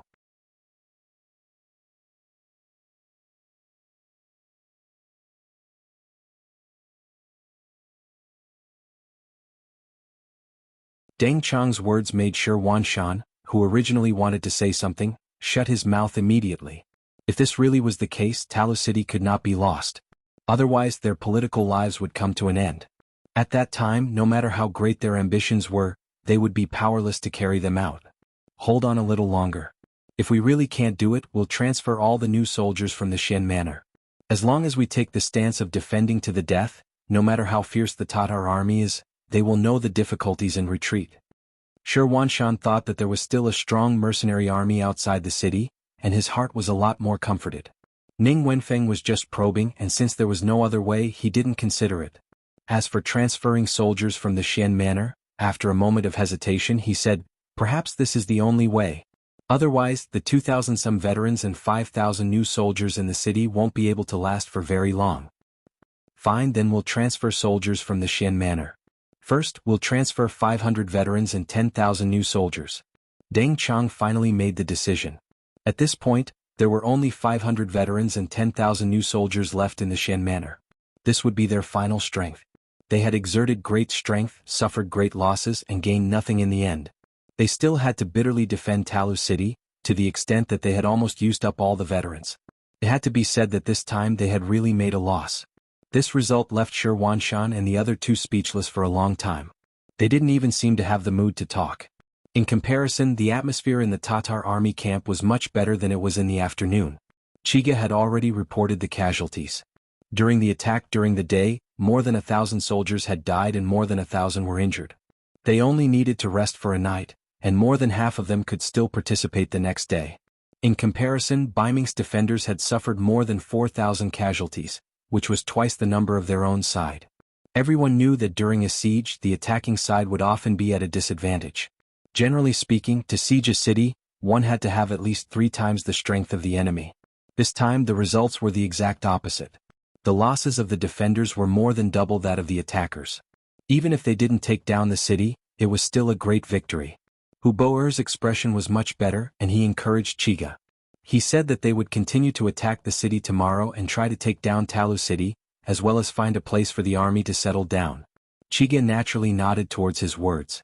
Compared to ordering the Baiming army to continue attacking, Hu Boer's attitude towards the mercenaries was something that Hu Boer could not grasp. Today's battle had given him a deeper understanding of the strength of the mercenaries.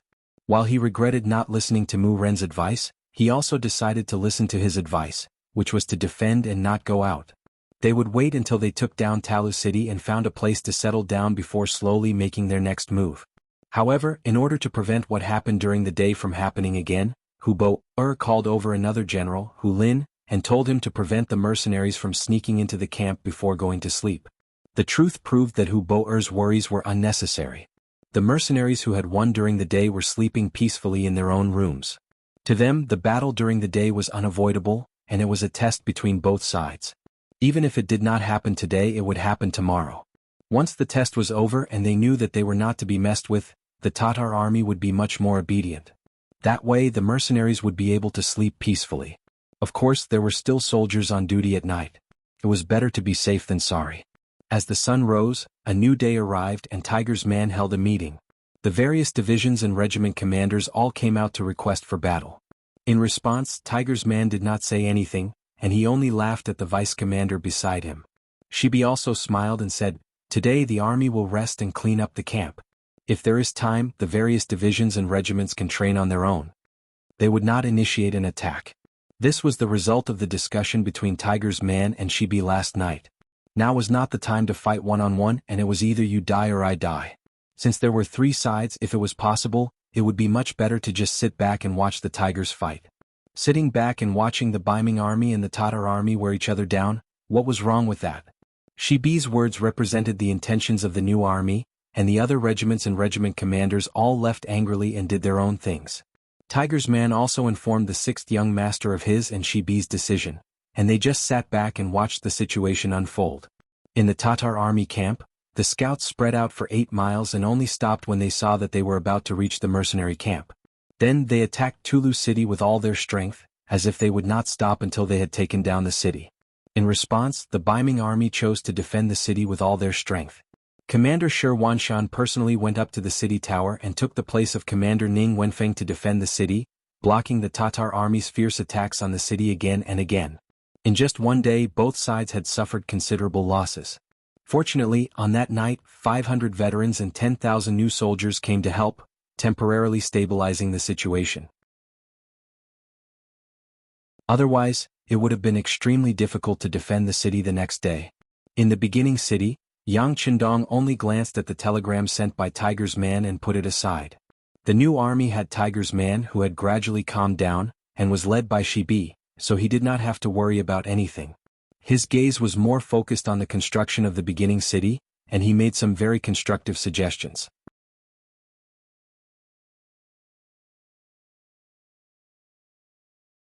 Chapter 848. First city was the first city he built on the grasslands, but it would not be the last. According to Yang Qindong's plan, he wanted to build a model here. In the future, when he built a city here, everyone could follow suit. In order to make this model as perfect as possible, he had to put in a lot of effort.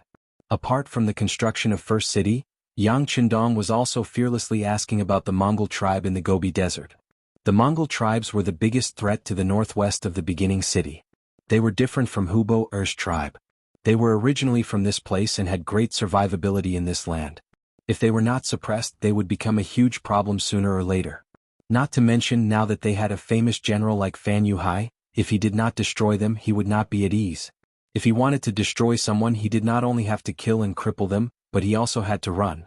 As the ancient saying went, the best strategy was to attack the enemy, followed by attacking the enemy, followed by attacking the enemy.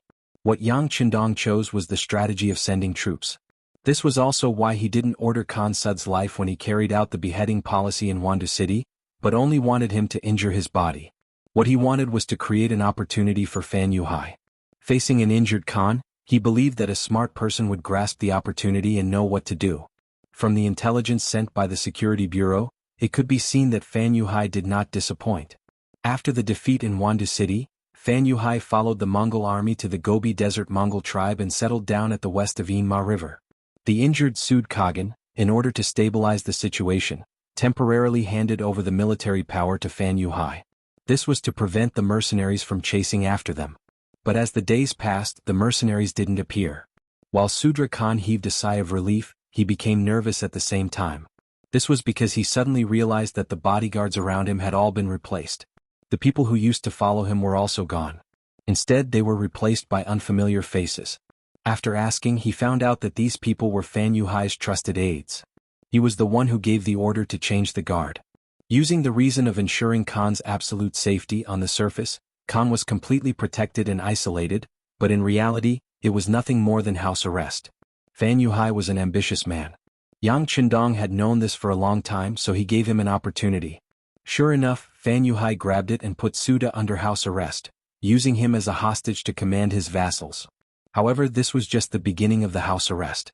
There were still too many people who did not understand. However, Yang Qindong knew in his heart that this matter would be exposed one day. Even if it was him, he had already arranged for Director Feng Liang to spread the news. It would not be long before there would be internal strife. He wanted to see how this famous general would decide. Below the city of Teru, the war was still raging. After suffering a loss in the first battle, the Tatar army and the new mercenary army seemed to have reached some kind of tacit understanding. The two sides did not fight and only faced each other. Speaking of which, both sides were afraid. The Tatar army was afraid of the muskets of the new mercenary army and did not dare to charge rashly. The new mercenary army was afraid of the enemy's cavalry, which numbered nearly 40,000. If a real battle broke out, the muskets' power would be limited. Once the two sides fought, both sides would be injured. This was not what they wanted. It was precisely because of these misgivings that both sides settled down. As a result, the Baiming army had a hard time defending the city. When the Tatar army focused all of their energy and spearhead on Tulu city, the pressure on Shi Wanshan multiplied and he was in an abyss of suffering every day. Previously, when the Tatar army attacked the city, they only used infantry. These well-trained siege soldiers were already a headache for the Baiming army. However, when the mercenaries and the Tatar army were in a stalemate and neither side had the intention to send out troops, the Tatar cavalry also came into play. They arrived at the city walls and continuously shot arrows at the buildings, killing a large number of northern Ming recruits who did not have much combat experience. Teru, which was already in a precarious situation, was in even more danger. The number of casualties was constantly rising. If this continued, the city would not be able to hold on for much longer. Another tiring day passed. The exhausted Shi Wanshan and Ning Wenfeng returned to the yamen of the city lord's mansion. They sat in the courtyard and drank tea while looking at each other without saying a word. Guardian eunuch Deng Chong had already returned to the Xian mansion. He even brought back the commander Gu Feng. He said that he was bringing the general back to recuperate, but in reality, it was just an excuse for him to avoid responsibility. As long as he wasn't in the city, once Talu City fell, this responsibility wouldn't have much to do with him. At that time, with Gu He, this general, in his hands, the safety of the Xian manor would be guaranteed. What a wonderful plan. I said that we shouldn't have taken Teru. This city is extremely important, but its walls aren't that high. We're just asking for trouble. The emotionless Ning Wenfeng finally couldn't hold back any longer and slapped the stone table in the courtyard. After several days of bitter fighting, even the most even-tempered person would have been worn in. How could Ning Wenfeng's reaction not be exactly what Shi Wanshan had been thinking? But he was keenly aware that there was no way out of this situation. He had sent a messenger 800 li to the capital to ask a few officials who were on good terms with him. All of their answers were basically the same. The imperial court viewed this battle with great importance, and if they lost, an imperial edict condemning them would immediately be issued. When that time came, they would be guilty of biming. Shi Wanshan, who had worked so hard to get to this day and had even been a bandit, naturally didn't want to lose everything. What he needed to do was think of a way to protect Teru. Suppressing his anger, Shi Wanshan asked, Wenfeng, what do you think if we kill our way out and send someone to ask for reinforcements from the mercenaries? Ask for reinforcements? Ning Wenfeng raised his head and looked at the hopeful Shi Wanshan. He shook his head and said, Commander, it's not that I want to discourage you, but if you were a mercenary, would you intervene at this time? This. Shi Wanshan was speechless. He knew that his suggestion just now was somewhat idiotic, but he really couldn't think of a better idea. Behind them was the Xian residence, which also lacked soldiers. They might have the strength to defend the city, but they definitely didn't have the strength to send reinforcements. As for the imperial court, although he had sent several emergency letters, they had all been like stones sinking into the sea. It was obvious that the imperial court wouldn't send any reinforcements for the time being. After thinking about it, there seemed to be no other option besides the mercenaries before him. This was a method that couldn't be helped, but he hadn't expected Ning Wenfeng to reject it so quickly. Sitting across from him, Ning Wenfeng understood Shi Wanshan's thoughts, but he still couldn't help but say, Commander, there's no need for this idea. Right now, the mercenaries are probably looking forward to us and the Tatar army fighting until both sides are heavily wounded. Why would they intervene at this time? But once Talu City changes hands, one of their supply routes will be cut off. Will the loyal guild allow this to happen? Shi Wanshan still wanted to argue. So what if the supply route is cut off? Isn't there still the new Urgan Dusi region? That was originally the loyal guild's backup plan. At least for this reason alone, we have to go against 40,000 elite cavalry. This is not a good deal. Ning Wenfeng shook his head. With such an attitude, such a decisive answer, Shi Wanshan was speechless. Perhaps he also had such thoughts in his heart, otherwise he would have sent someone to deliver a letter to the mercenaries. However, at the moment he really couldn't find a solution other than this method. With a sigh, Shi Wanshan closed his mouth again. Only when he was drinking tea would he suddenly open his mouth, as if he had a grudge against the teacup and the tea leaves. Silence. Another silence, representing the bitterness and helplessness in the hearts of the two generals. At this moment, a guard outside the door walked in and half knelt on the ground. Sir, there is a person outside the residence who calls himself the Loyal Guild's messenger asking for an audience. The Loyal Guild's messenger? When they heard the voice, the eyes of the two men who were originally dispirited lit up. Shi Wanshan even opened his mouth abruptly after a breath of time. Please, please. If it weren't for his own status, Shi Wanshan would have already stood up to greet him. But even if he didn't do so, the two words please from his mouth were enough to express his excitement. The bodyguard retreated. Less than half a cup of tea's time had passed, but from Shi Wanshan's point of view, it seemed like a long time had passed. Finally, a man dressed in plain clothes walked into the backyard. The bodyguard beside him had already proved his identity. This commoner you can greets the two generals. The man cupped his fists and bowed slightly, then stood up straight again. He had an expression that was neither servile nor overbearing. Although he was a commoner, how many commoners could still act so naturally in front of the commander-in-chief? Just from this aspect alone, this person was different from ordinary people in many ways. "So it's Mr. Yu. Please take a seat," Ning Wenfeng said with a spring breeze smile on his face. Before the identity of this person was clear, this kind of reception was naturally done by him as a subordinate official. As he spoke, he waved his hand at the guard at the side, indicating for him to withdraw. Soon, only the three of them were left in the small courtyard. Yukin tasted the fragrant tea in front of him under Ning Wenfeng's indication. After a light sip, he nodded slightly. "Not bad, good tea. Hee, now that the war is imminent, we didn't know you were coming, so we didn't prepare well. However, the Duke of Loyalty and Courage must have some exceptional tea." Ning Wenfeng laughed mischievously, not forgetting to point the spearhead at the topic he wanted to discuss. Even now, he was still very suspicious of Yukan's identity.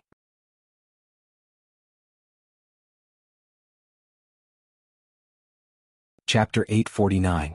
Talu City had long been sealed off. Even the Tatar cavalry couldn't charge in. How did this person appear here?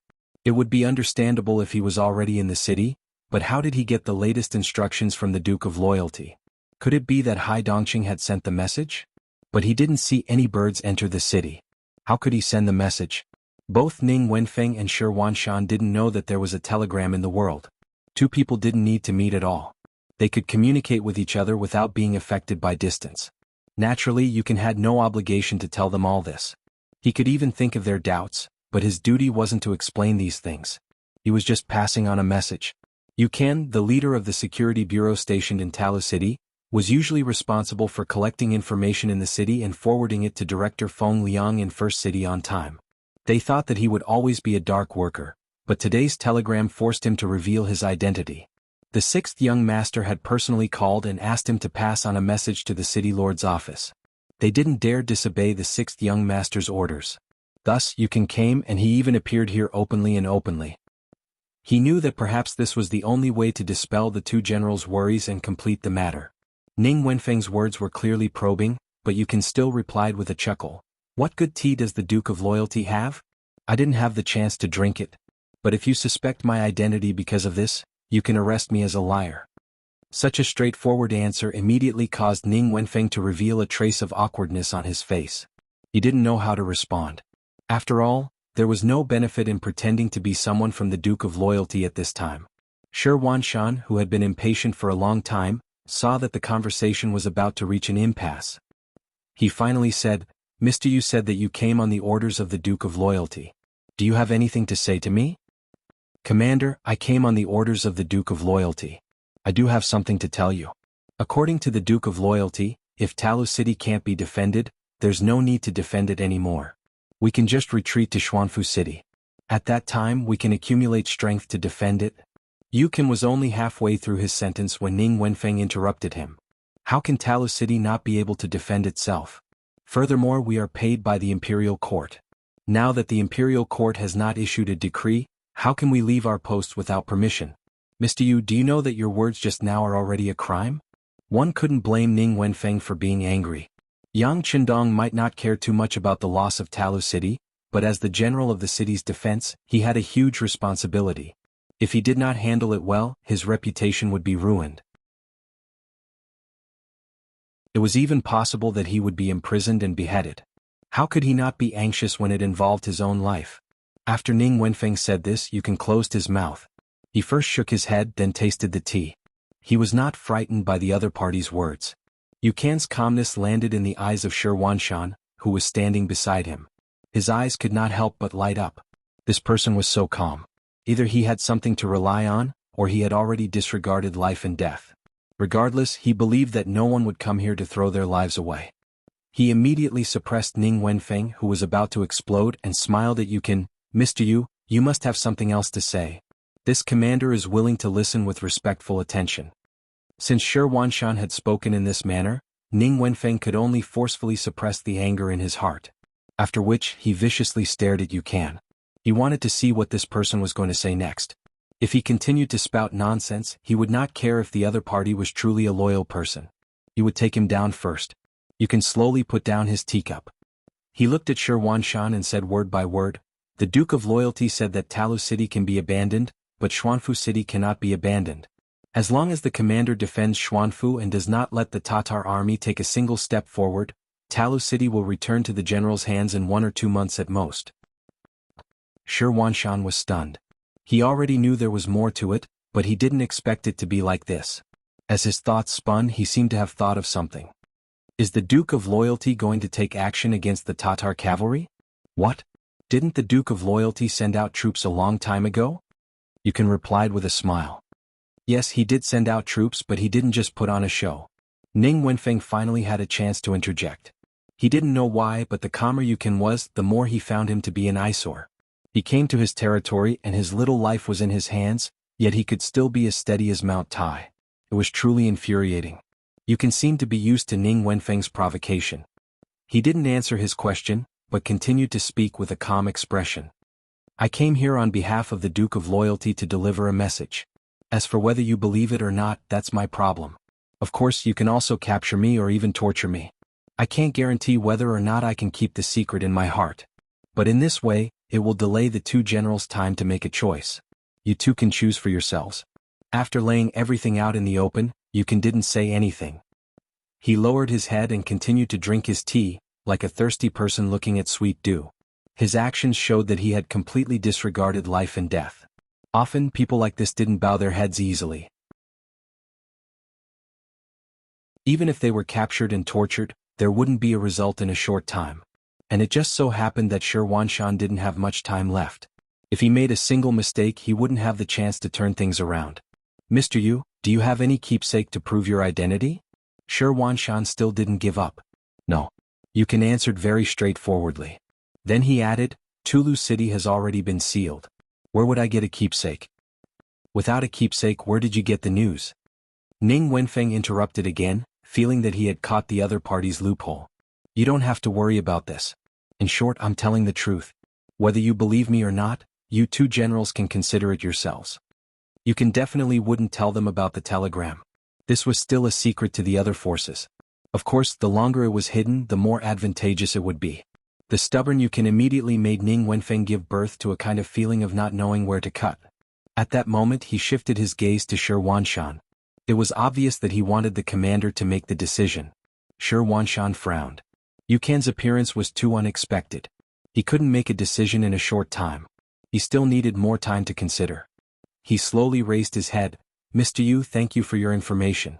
How about this? I'll think about it before making a decision. Now please go back and rest.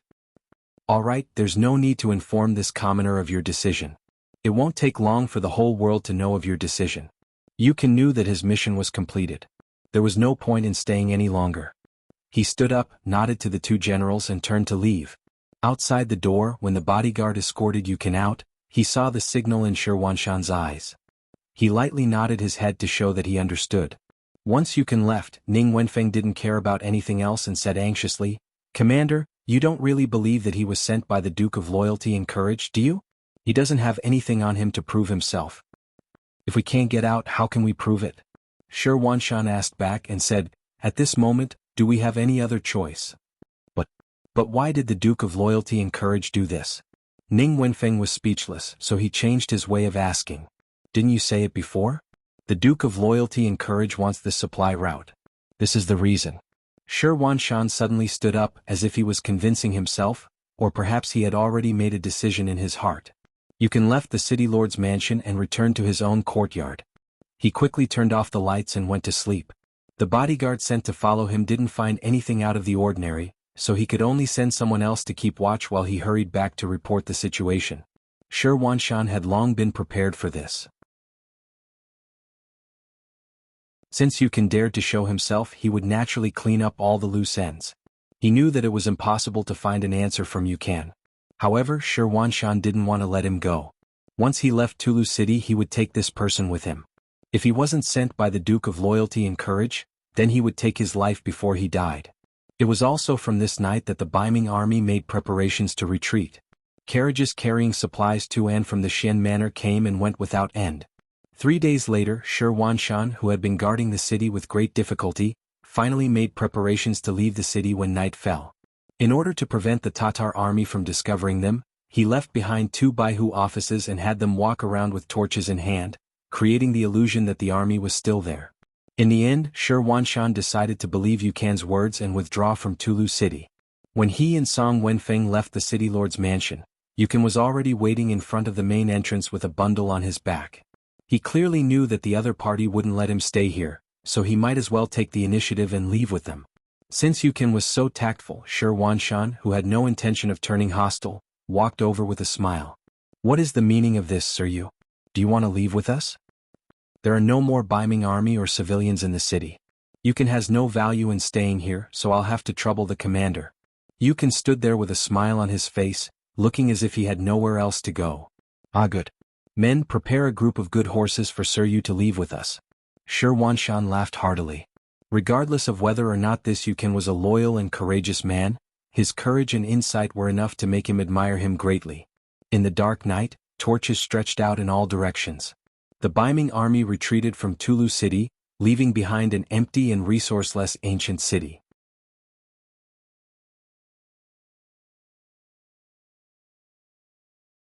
Chapter 850. The next day when the sun rose, the 200 Baiming army quickly left.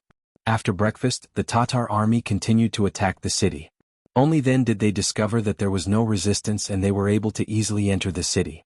News of the Baiming army's departure quickly reached Hu Boer's ears. "Baiming army has retreated.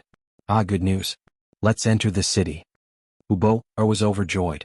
Although the northern Ming army suffered the most losses during the siege, it was still very uncomfortable for him. He suffered losses every day, and he still had to defend against the attacks of the mercenaries from 10 miles away. This kind of feeling was really uncomfortable. Now that he had a city to defend, he had something to rely on. Moreover, Tulu City was originally a city that was easy to defend and hard to attack. It was connected to a nearby mountain range, so he only needed to defend the Xuanfu Gate to the east and the Grassland Gate to the west. This allowed him to divert his forces to do what he wanted to do. The Tatar army smoothly entered the city and was prepared for a sneak attack from the mercenaries. However, the enemy did not seem to see them and allowed them to do as they pleased. When all of the Tatar soldiers entered the city, the mercenaries suddenly moved and set up camp 8 miles away from the western city gate. At this point, the situation of closing the door and beating the dogs had already taken shape. Not only that, they also cut off all communication between the Tatar army and the outside world. Only when the mercenaries set up their tents did Hu Boer, who was standing on top of the tower, feel that something was wrong. Previously, when he was outside the city, he could send troops to search for food and water. However, now that he was in the city, he had a place to stay, but everything else seemed to be a problem. When he thought of the Baiming army's sudden retreat, especially when they did not see a single person or food after entering the city, he suddenly felt like he had been deceived. "No, we can't be trapped in the city. We need a way out. Where is General Gar? I'll give you 5,000 cavalry. Kill your way out before the enemy has a stable footing. The other generals are on standby. Once the opportunity arises, we'll destroy the mercenaries." Hu Boer stood on the city wall and suddenly gave the order to attack. General Gower, who had just entered the city, had no choice but to get back on his horse after receiving his orders. He led the 5,000 cavalrymen straight to the mercenary camp outside the city. In the new army's barracks, as soon as the west gate of Tulu City opened, the scout immediately reported to Tiger's Mane. Commander Hu laughed and looked at Deputy Commander Shibi. "The enemy is here to die." "Haha, that's right." Shibi also laughed loudly. Although he used to be a member of the Tatar army, he was just a pawn that could be sacrificed at any time. Now that he had received Yang Qindong's great kindness, he saw himself as a member of the mercenary army. When it was time to be ruthless, he would definitely not be careless. Outside Tulu, General Gar led 5,000 cavalrymen and rushed over with great momentum, but what awaited them was still a new division of recruits. In the previous battle, they didn't do anything. They only stood at the front as human shields. According to their commander, Hu Mang, the new army should first train their courage so that they wouldn't be weak in the knees when they went on the battlefield to kill. Reality had already proven that many of the new soldiers showed expressions of fear when facing the charge of the Tatar cavalry last time. Even though they knew they had the support of the army behind them, they still couldn't help but be afraid. Fortunately, no one wet their pants in fear, so they passed the test. Now, another test was about to begin. With the experience from last time, it could be seen that the quality of the new soldiers had improved quite a bit. At the very least, the fear on their faces had lessened a lot. Many of the new soldiers even showed signs of eagerness to fight. Gore, who was charging forward, saw that the mercenaries were still using the same trick as the last time. For some reason, his heart started to pound as he rode on his horse. He had a premonition that he wouldn't be able to gain any benefits this time. But when he thought about how General Hubo was looking at him from the city wall tower behind him, he couldn't turn back. He could only lead the army forward. But in the process of charging, he intentionally slowed down and stayed at the back. Last time, General Mazum had been killed by a musket. With this experience, he wouldn't be so easily fooled. Gar's premonition was very accurate. When the Tatar cavalry was 1 li away from the mercenaries, the new division's cavalry once again retreated to the sides, revealing the musket-wielding soldiers of the 6th Battalion behind them. Then the sound of gunfire rang out. One after another, the charging Tatar cavalry were shot off their horses. The smell of blood had already filled the air before the two sides had even come into contact. This scene greatly slowed the charging Tatar cavalry. Kill! Ma Xiangshan, the commander of the light cavalry regiment, shouted again. A regiment of 2,000 light cavalry poured out in full force, heading straight for the Tatar army that had already been frightened by the muskets. Retreat! Gar, who was already at the rear, hurriedly shouted when he saw the same scene. He quickly reined in his horse and turned around, leading the army to retreat in a sorry state. In this battle, they had lost around 600 cavalry and had killed 0 enemies. On the tower of Talu City, Hubo saw everything with his eyes. He angrily turned around and left without saying a word. He couldn't blame Gar.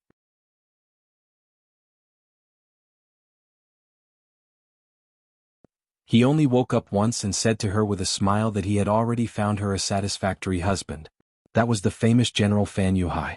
Although Fan Yuhai was only 30 years old, he was much older than Tuoya. Especially when he was usually silent, he always gave people a feeling that strangers shouldn't get close to him. He also gave people a feeling of liveliness which made Tuoya very uncomfortable. She couldn't understand why her father would make such a decision. Before, they had agreed that her husband would only marry if she agreed. Only, it was a pity that Sue didn't give her any opportunity to speak. After he finished speaking, he used the excuse that he was tired and needed to rest to forcibly have Tuoya leave. Ever since she left the tent, Tuoya's face didn't smile again. Facing a man she didn't understand at all, yet he wanted to be her husband and for a lifetime at that. She really couldn't accept this. However, she couldn't go against her father's orders, so she didn't know what to do either. She wanted to discuss this with others, but only then did she discover that the people she was familiar with were no longer by the side of the Khan's main tent. When the army retreated, Zamubala was killed by the mercenaries who stayed behind to cover the retreat. General Day Song was ordered to train the tribe's younger generation, hoping that they would have the strength to fight again. General Bao Yin, who had the best relationship with her, was ordered to recruit new soldiers from the tribe to replenish the military strength lost in the previous battle. For a time, there was actually no one she could use, no one she could talk to. At this moment, Tuoya felt helpless and lonely. Before Tuoya was born, Sud was already the leader of a large force. After that, he who had the bloodline of the Golden family, called himself the Khan. In other words, from the moment she was born, she had a noble status. She stretched out her hand for clothes, opened her mouth for food, and rarely did anything go wrong. The only time he had been rejected was when he saw the white dragon horse by the stream and wanted to buy it, but he was rejected.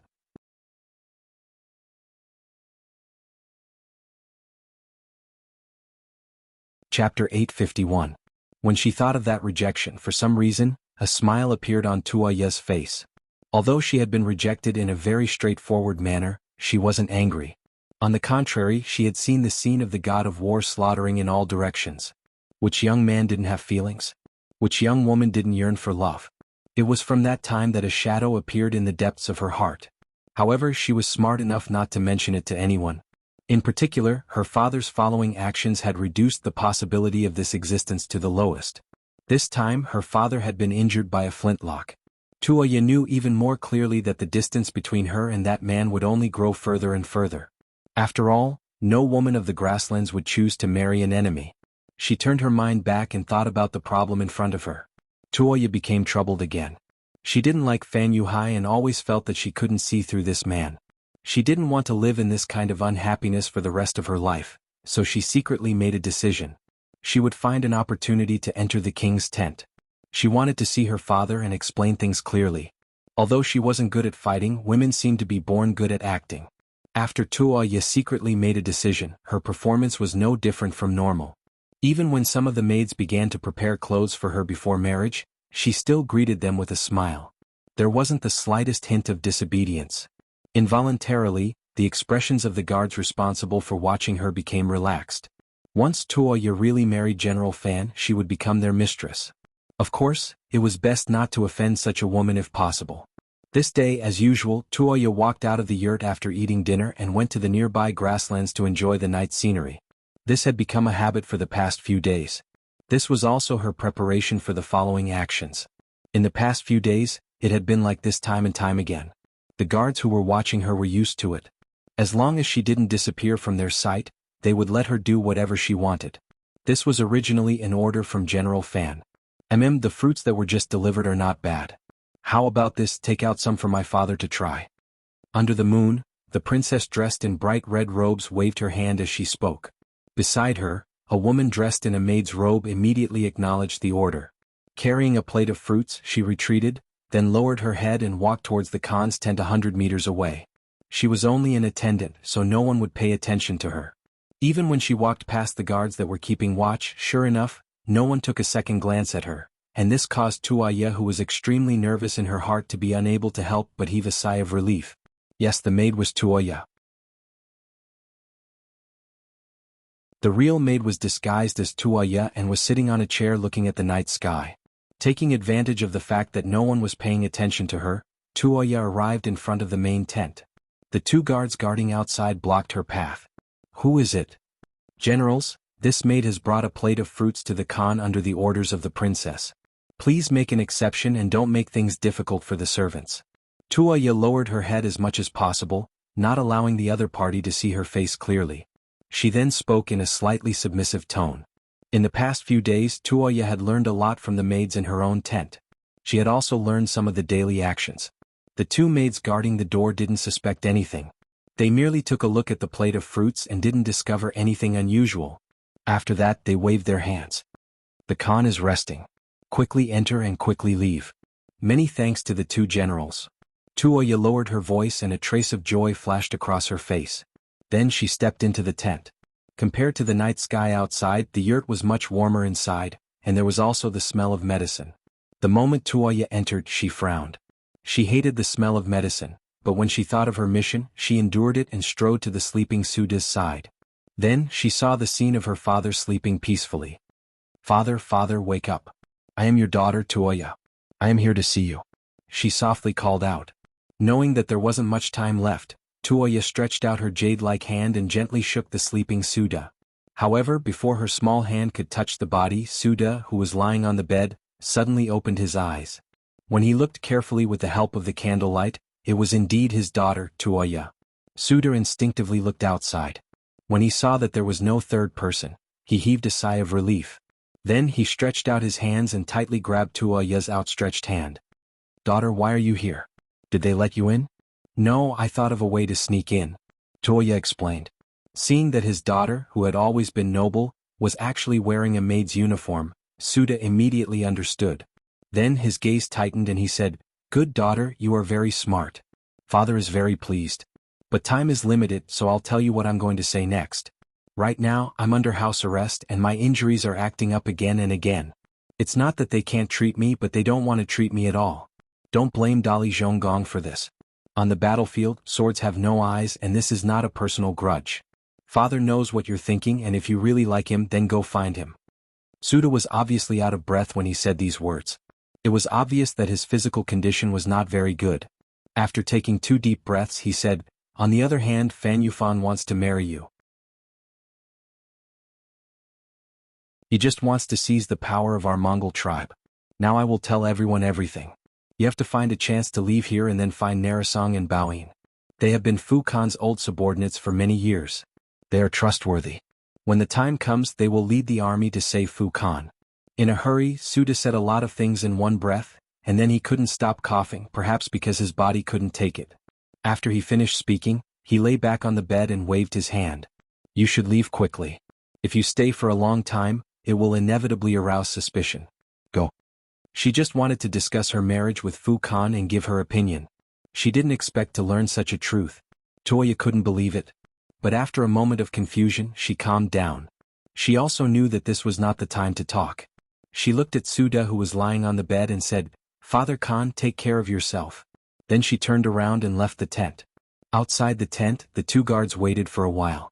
When they didn't see anyone coming out, they were about to enter the tent when Tuoya, dressed as a maid, came out. "What happened? It's been so long, did Khan wake up?" One of the guards asked with a puzzled expression. "No, Khan has been sleeping all this time." The servants saw that the bedside was too messy and casually tidied it up. Tuoya lowered her head and said in a quick-witted manner, "Oh." This explanation made the guard feel relieved. Then he nodded. "All right, there's nothing for you to do here. Quickly leave." It was no wonder that the two guards were so relieved. They knew that the medicine Suda took was originally a sleeping drug. After ordinary people took it, it would be difficult for them to wake up. But they didn't know that the medicine had already been discovered by Suda. How could a person who could become the Khan of a tribe be compared to ordinary people? Not only that, he also vomited it. This was also the reason why the yurt had a strong smell of medicine. Toya left. Not long after returning to the side of the princess, she followed her master back to the tent. But compared to before, Tuoya's eyes were more resolute. Previously, she felt that there was something wrong with her father. Logically speaking, when her father was sick, he should let his daughter take care of him. But not only did he not tell her once, he didn't even say a word of concern to her 3 times. Now that she knew the truth, Tuoya finally understood that it wasn't that her father didn't want her to say it, but that he couldn't. After knowing the truth, Tuoya was ready to leave. She first looked at the maid beside her. "Guna, how does the mistreat you?" "The princess's kindness is as great as a mountain. I'm willing to do anything for the princess."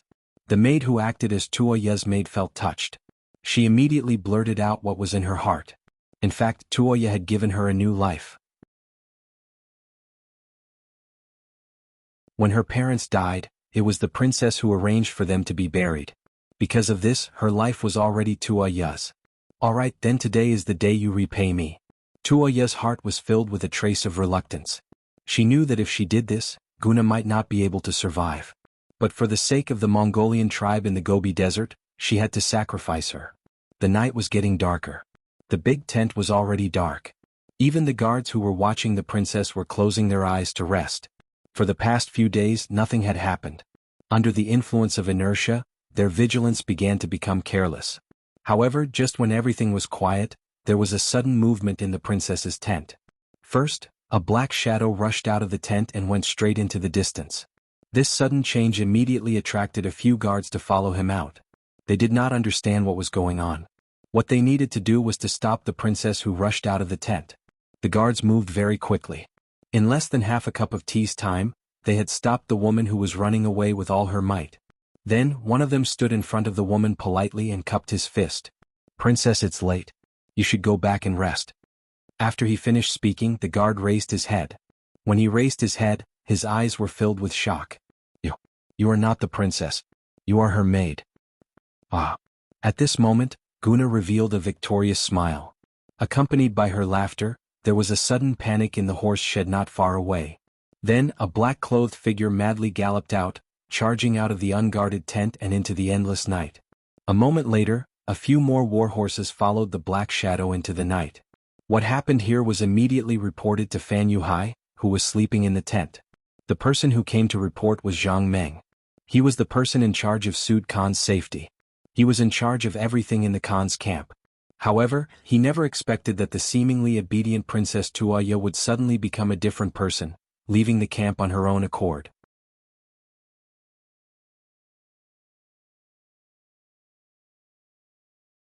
Chapter 852. Fan Yuhai sat up from the bed, his gaze incomparably deep. His first feeling was that his crime had been exposed, and Tuoya definitely knew something.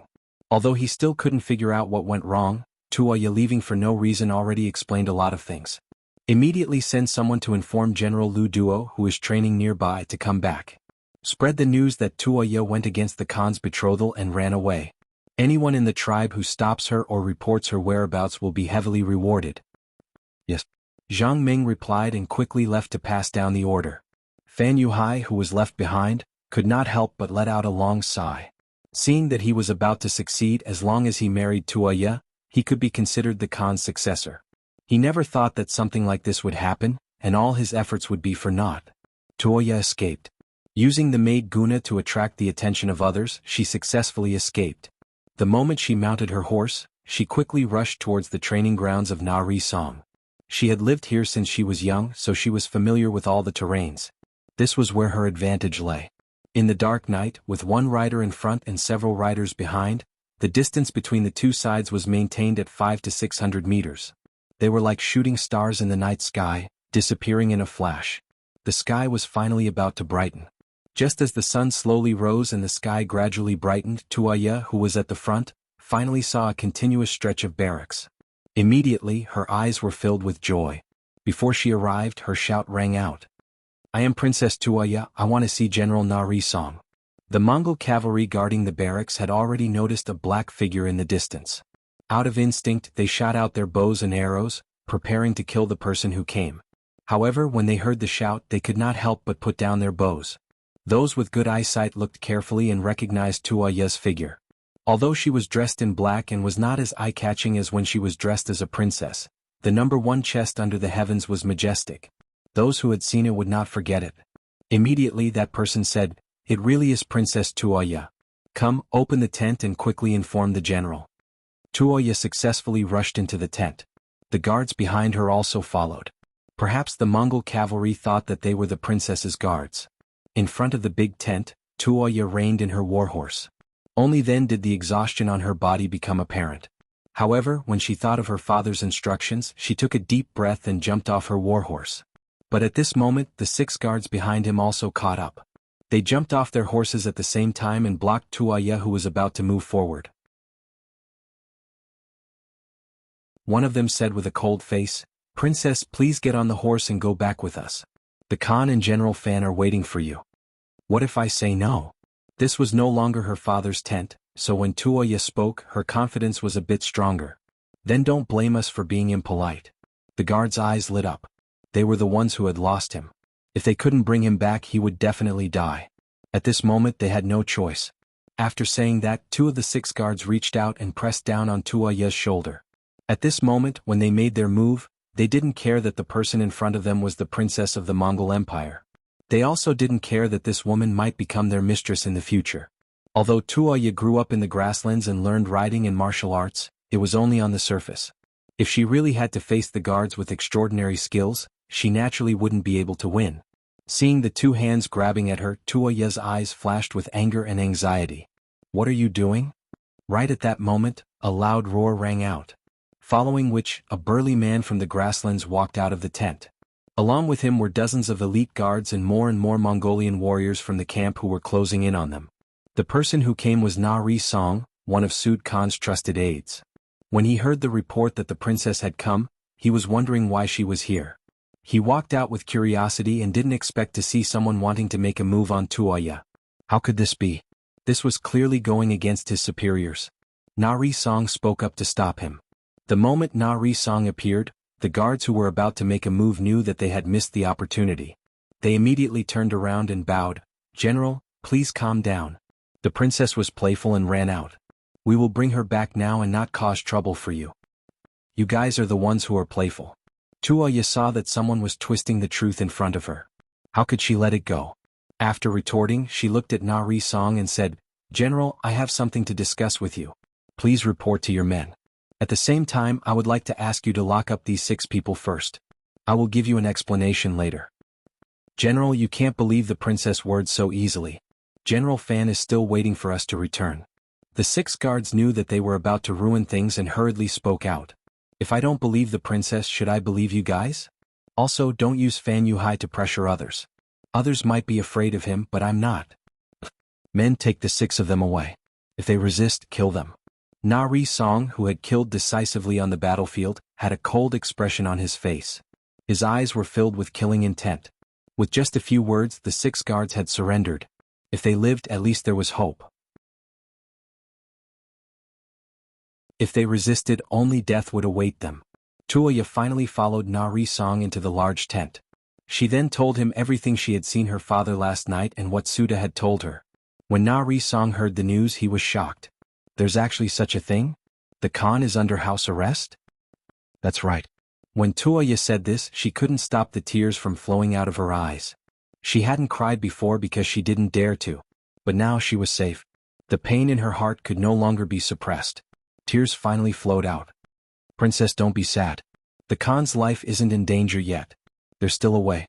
How about this? We've been running all night. Princess, go rest first. I'll find General Baoyin and then we'll discuss how to save the Khan. Na Song's eyes were filled with sorrow. His own Khan was under house arrest. This was a reflection of the incompetence of the generals. However, he also knew that Fan Yuhai wasn't easy to deal with. If he led the army to kill him now, the outcome was unknown. It might even implicate the Khan's life. It was better to find Baoyin first and discuss how to proceed. Not long after Na Song gave the order, General Baoyin, who was recruiting soldiers outside, returned to the large tent. This scene was discovered by the spies of the Security Bureau in the Mongolian tribe. The news was sent to the director of the Security Bureau of the First City, Feng Liang, by telegram.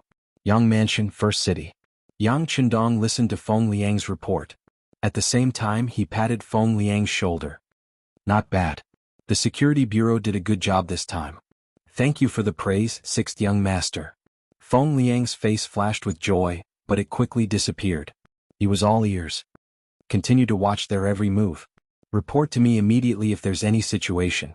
While Yang Chendong digested the news, he couldn't help but sigh. There were still too few troops. Seeing that the Mongolian tribe in Mabe was about to have internal strife, he couldn't send troops to quell the chaos. Was a pity. Feng Liang took the order and left. Looking at his back, Yang Chendong thought that this person's temperament was good. He was calm and capable. If he kept it up, he would be a promising talent. But this thought was just a fleeting thought. For Yang Chendong, it was still a problem of how to mobilize troops. Otherwise, no matter how big the opportunity was in front of him, he wouldn't have the power to intervene without enough troops. Yang Si, find Beta Persei.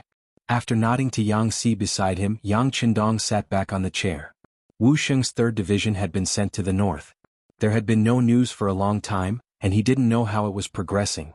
Tiger's Main's 1st Army was stationed under Tulu City and couldn't be mobilized. Yang Chendong had to turn his attention to the logistics group. Although it was called the logistics group, its strength was incomparable. When the number of prisoners reached its peak, the number of prisoners reached more than 10,000. In the eyes of other forces, this would definitely be a good army. But for Yang Chendong, who pursued elite troops, he only used them as a construction team in good labor. While he was thinking about the problem, Beta Persei rushed over from outside the courtyard. Since Yang Si and Yang Lu arrived at the beginning city, his work pressure had decreased a lot, and he had put more energy into the logistics group. As soon as he entered the courtyard, he first saluted Yang Chendong and then said, "Young master, Beta Persei is here to report." Clever boy. Looking at Beta Persei's businesslike appearance, Yang Chendong said with a smile in his eyes, which immediately attracted Yang Si's laughter. The atmosphere was very relaxed when they were together. Yang Chendong casually pointed to the table in front of him, where there was an open box of God of War cigarettes. Beta Persei didn't stand on ceremony and reached out to take it. He first gave one to the 6th young master, then casually lit one for himself. As for Yang Si, he didn't like this kind of thing, so he just let it go. When the smoke lingered, Yang Chendong slowly said, "If the logistics group is pulled up, how many people can they fight?" When it came to business, Beta Persei's expression became much more serious. Faced with this question, he didn't answer immediately. Instead, after a little hesitation and thought, he nodded and said, "About 5,000 people. They can probably reach the combat strength of a C-rank army." In Yangxia, the combat strength of a team would be at different levels according to different grades. For example, the Cold Front naturally had the highest combat strength, which was A rank. For example, the veterans of the new army could basically reach B rank. The D rank was generally the so-called militia and reserve. They had only undergone simple military training and might be able to win by relying on their numbers. Once they gnawed on a hard bone, it was basically impossible to point at them. There were also the Black Knights of the Guards. With their strong individual combat quality and elite equipment combination, their combat strength could reach the terrifying S rank. Unfortunately, there were too few such troops and it would take too much effort to train them. It was not desirable.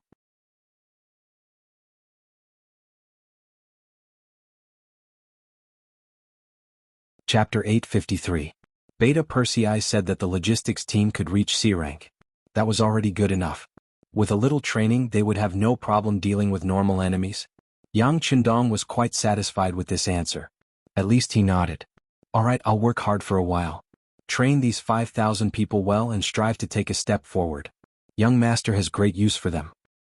Understood. Beta Persei nodded. He rubbed his palms together and leaned forward. Young master, how long will it take? Half a month to 20 days. Yang Qindong answered without hesitation. Obviously, in his eyes, the internal conflict of the Mongol tribes in the north of the Gobi Desert would begin within this time frame. He wanted these people to be reinforcements and help out. Yes. Beta Persei received the order and hurried out of the Yang mansion. Yang Qindong stayed behind and said to Yang Si, send a telegram to Tiger's Mane. We can make our move at Tao. If we can't take it in time, the young master won't blame him. But if we leave Mabe, it has nothing to do with him. Yang Qindong didn't put his hopes on these 5,000 soldiers. They were just there to replenish the losses of the new army. His focus was still on Tiger's Mane. Okay. Yang Si nodded and left. Half an hour later, the commander of the Tiger Radiance army who was stationed outside Tulu City received the telegram. His eyes widened in shock. Men, call the deputy commander, division commander, and commander over. We're having a war meeting.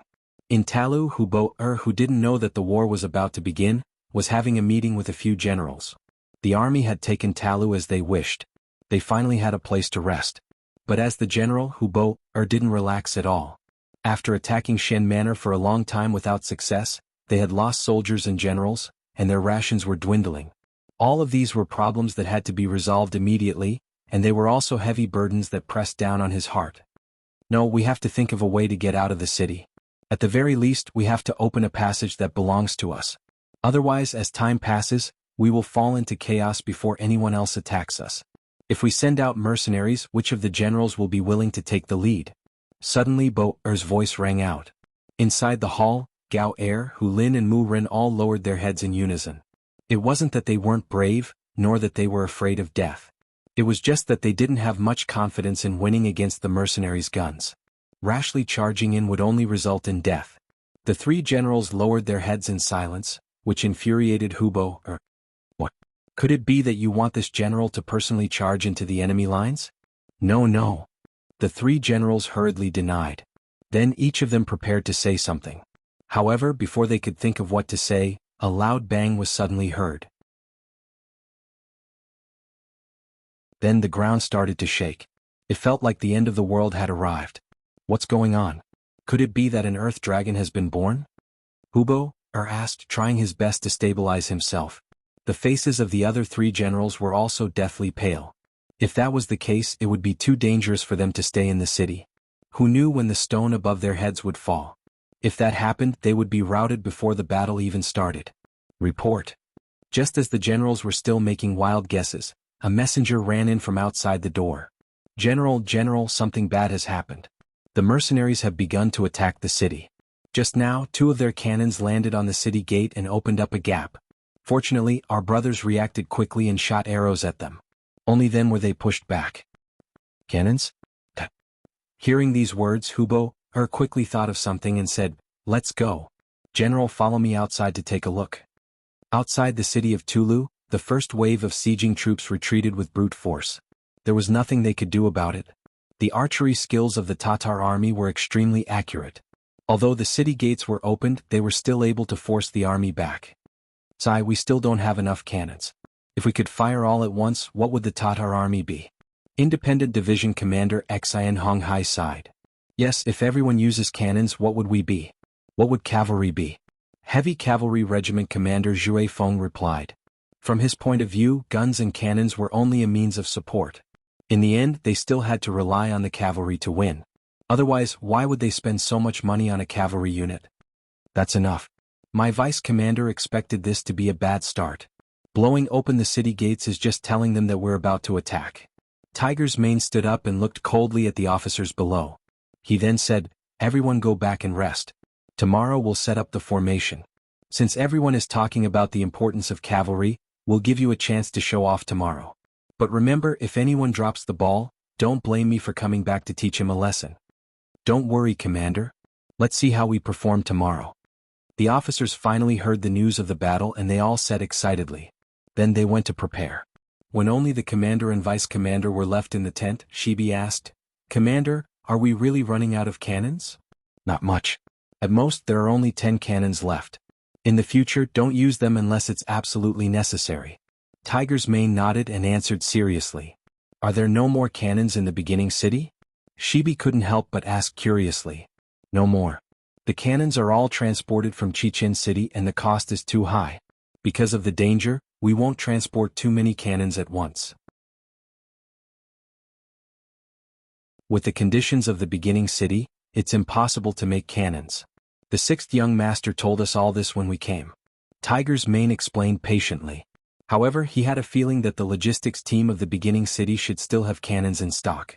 It was just that Beta Persei didn't give them to him. Speaking of which, it shouldn't be Beta Persei's idea but the sixth young master's idea. This should be because he was afraid that they would rely too much on the cannons and break the training of the cavalry. He agreed with this point. After all, there was a cost calculation in war. A cannon shell required too much manpower and material resources. If it was only used in this kind of war, hundreds of cannons might not be enough. If this war continued, even if Chichen City's business was developed, there would be a time when it couldn't hold on. Shibi didn't know so many confidential things. However, he still understood one principle. In the following war, they couldn't rely too much on cannons. It was best to use firearms sparingly unless it was absolutely necessary. Their new army could win not only because of these external forces, but also because they had the strength to do so. "It's fine. Then let the cavalry charge. Our soldiers eat well, wear good clothes, have good weapons and are full of spirit. The rewards for fighting are also high. As long as the soldiers fight with their lives, there's no enemy we can't defeat." Shibi encouraged himself. "That's right." Tiger's mane nodded. "So what if they didn't use cannons this time? They could still use their cavalry to defeat the Tatar army. Then they would let the people of the grasslands know that the sky had changed." A declaration of war was shot into the tower of Tulu City. Soon the letter appeared in front of Hubo. After reading the letter, Hubo suddenly raised his head and laughed. "Haha, you really overestimate yourselves. If you use cannons and firearms we might be afraid of you. But if it's just a competition of cavalry, then I'll show you who's the real hero of the grasslands. Men, give the order. The army will rest well tonight and set off tomorrow." The letter was naturally the letter of challenge. The letter clearly stated that a mountain cannot accommodate 2 tigers. In order to prove who was the real ruler of the grasslands, the mercenaries were willing to put away their cannons and firearms. They hoped that the Tatar army would not be a coward. Otherwise, the cannons would fall on Tulu City at any time. At that time, they wouldn't be able to say that they didn't give them a chance to bully them. The Tatar army was afraid of the mercenaries, but they were afraid of their firearms. If they didn't use them, what was there to be afraid of? After reading the letter, the other generals also asked to fight. From the looks of it, they obviously wanted to show off their skills. "Good, tomorrow General Gore will lead the charge. I'll give you 10,000 cavalry. You must perform well and let the mercenaries know the power of our Tatar cavalry." Ah! Hubo was in a good mood and his laughter rang out like thunder in the hall. On this night, both armies entered a state of rest early in the morning. Even the mercenaries did not train at night. Everyone was holding back their energy and waiting for tomorrow's performance. The next morning the weather was beautiful. There were no clouds in the sky for thousands of miles. Under the clear sky, the 2 sides began to set up their formations on the battlefield. 10,000 Tatar cavalrymen marched out of Tulu City. With 1,000 men as a unit, they formed 10 different formations and stood in front of the mercenaries who had formed their formations first. The mercenaries were still in a long snake formation. From afar they looked like a sea of military green, giving people the feeling that they could topple mountains and overturn seas. Compared to the previous 2 times, the first line was no longer the cavalry of the new division. Instead, it was the soldiers of the Tatar division. The commander of the Tiger Mang army wanted to use the Tatars to fight the Tatars. In his words to Commander Su He, this battle was their chance to prove themselves. Although they were both Tatar cavalry, they didn't belong to the same faction. Su He was originally Agar Dorji's subordinate, while Hubo belonged to the Khan's faction. Normally, there would be animosity between them, and it was only a matter of time before they clashed. Right now, it was just that Tiger's man had created an opportunity for them.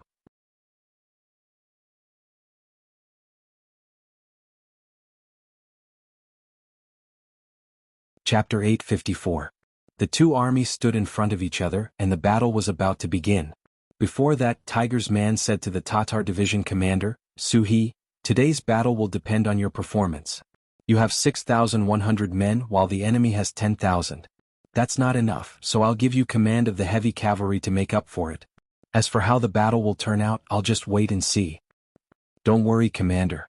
If we can't win this battle, I'll bring my head to you," Suhi said confidently. With the elite weapons in hand, the 3-to-3 battle style, and the tip of the arrow technique, he really didn't have anything to fear in the face of 10,000 Tatar cavalry. "All right, trumpeters, listen to Division Commander Su's orders." Knowing that he had said all he needed to say, Tiger's man retreated to the side and handed command of the battle to Division Commander Su He. This was also taught by Yang Qindong. According to him, no one could monopolize everything in a war. Moreover, opportunities on the battlefield were often fleeting. Therefore, the frontline commanders were the ones who understood the situation of the battlefield the best. They would go all out even if it was for their own lives. Unless it was necessary, no one should disturb the commanders on the front lines. After taking command, Suhi was even more confident. He shouted to a division commander, "Soldiers, this is our chance to prove ourselves. Let's do our best and beat the enemy until their parents can't even recognize them, okay?" "Yes." The 6,100 cavalrymen replied loudly. "Ah, come, blow the bugle call." Beep beep beep beep beep. The blood-boiling bugle call sounded out, and the 6,100 cavalrymen split into platoons or companies, forming hundreds of tip of the arrow and galloped forward on their horses. Everyone's dust surged under the hooves of their horses, like the surging waters of the Yangtze River rushing away. On the city walls of Teru the war drums also sounded. After the 10,000 Tatar cavalry received the order, they charged forward under the lead of General Gar. Unlike the mercenaries, they attacked from the left wing, the middle and the right wing. On the city wall, Hubo personally commanded the battle. When he saw that the mercenaries had only sent out 6,000 men, he couldn't help but laugh out loud. The disparity in numbers has already proven their failure. This time, I will let these cavalry trample over their corpses and let them know who is the true overlord of this grassland. Hubo's words were very domineering, but he had his reasons for doing so. After all, when the Tatar iron cavalry was at its peak, even the Wara and Mongol tribes were no match for them. Not to mention they had the advantage in numbers. He couldn't see any possibility of failure.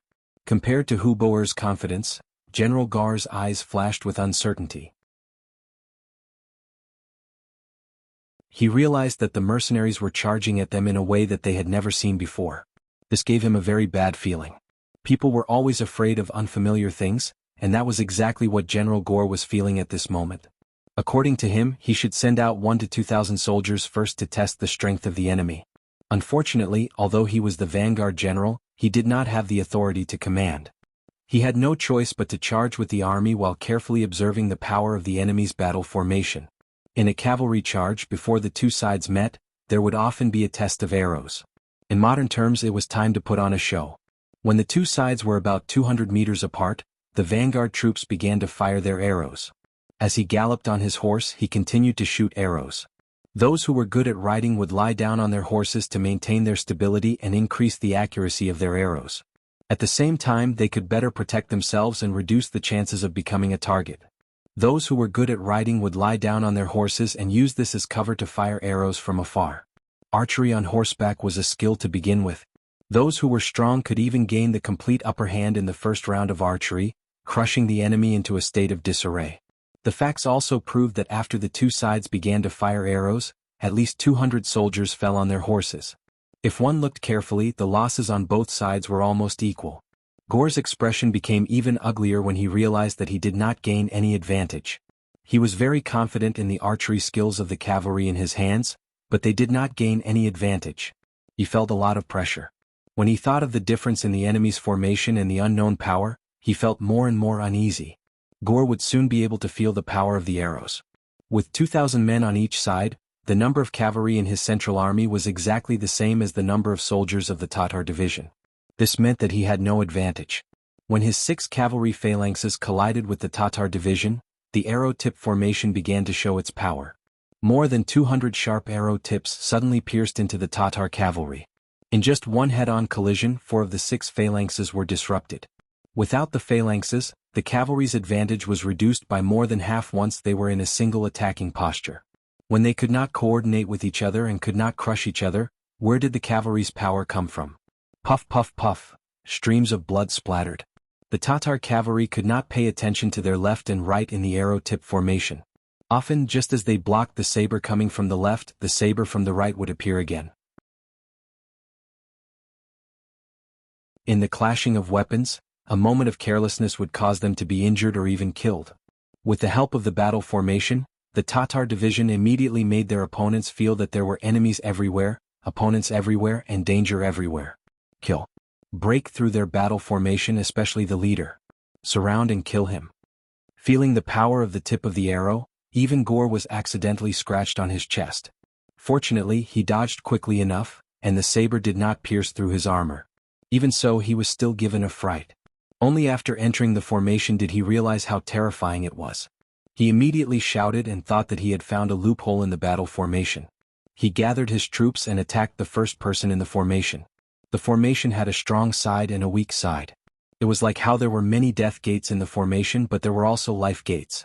There was no doubt that the strength of the arrow-tip formation lay in the leader. He was like the sharp tip of a saber. Once he stabbed into a person's heart, it would be like the body of a saber stabbing into a person's heart, making it impossible to guard against. But what if the tip of the saber was blocked or even cut off? The result would most likely be different. Gore was indeed a veteran general who had been on the battlefield for a long time. He immediately made adjustments.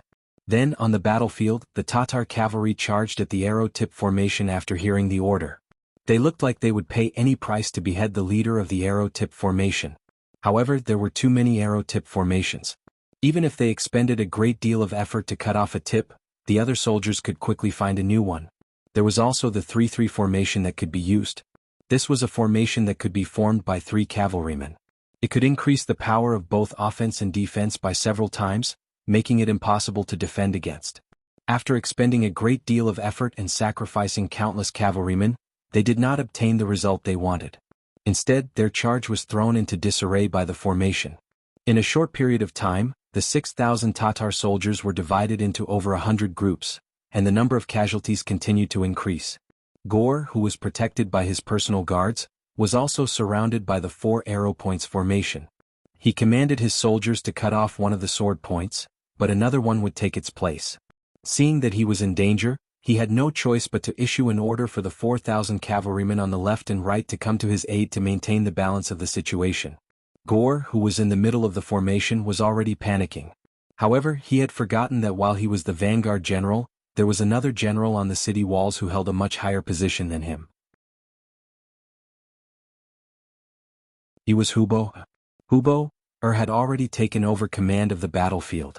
He was the one who controlled the beats of the drums. In ancient wars, soldiers relied on the beats of the drums to decide whether to advance or retreat.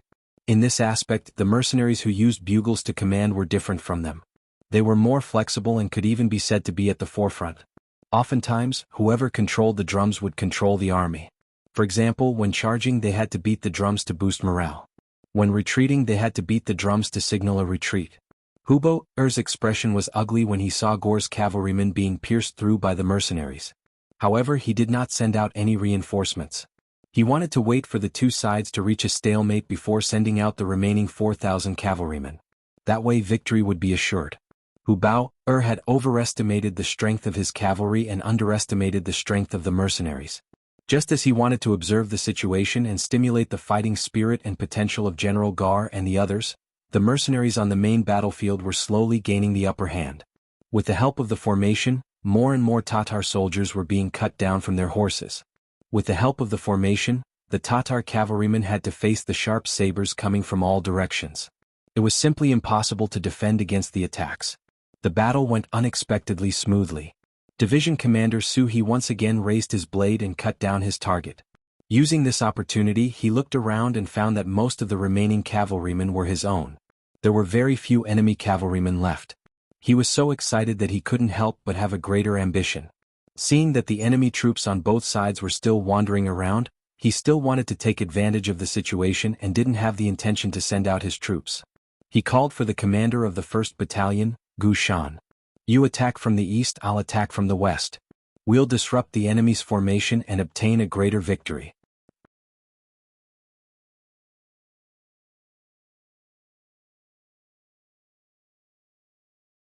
Chapter 855. Understood. Gu Shan, who had matured into a proper battalion commander, immediately agreed. He then rode his horse across the battlefield, notifying the other battalion commanders and company commanders. In an instant, wherever he went, more and more arrows were pointed at the cavalry on both sides.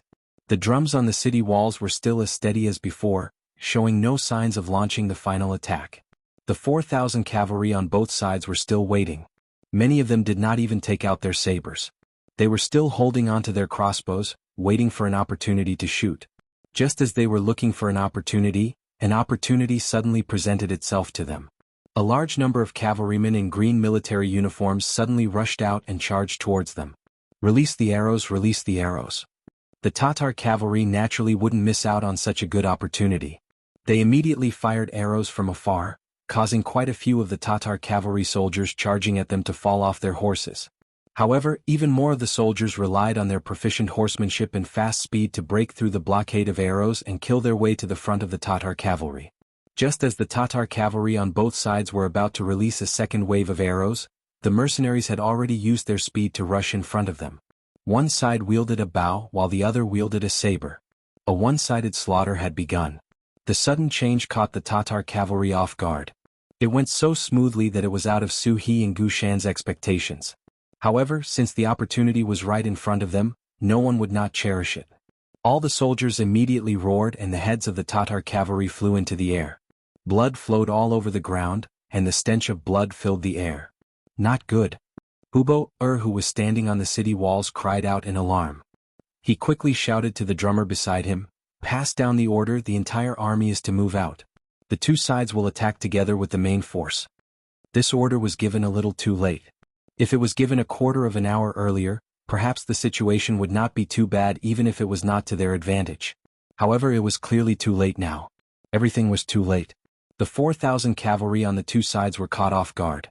In a single charge they had lost at least a quarter of their men. They had already lost the best opportunity to attack. "General, let's retreat." General Mu Ren and General Hu Lin, who were watching the battle, knew that the only way was to retreat quickly. Otherwise the loss would be greater. Even though she did not want to accept this result, Hubo, knew that if the battle went on like this, their losses would only be greater. She could only nod and say, "Send down the order to retreat." Archers on the city gate tower, get ready to prevent the enemy from taking the opportunity to charge into the city. The sound of the gong finally rang out.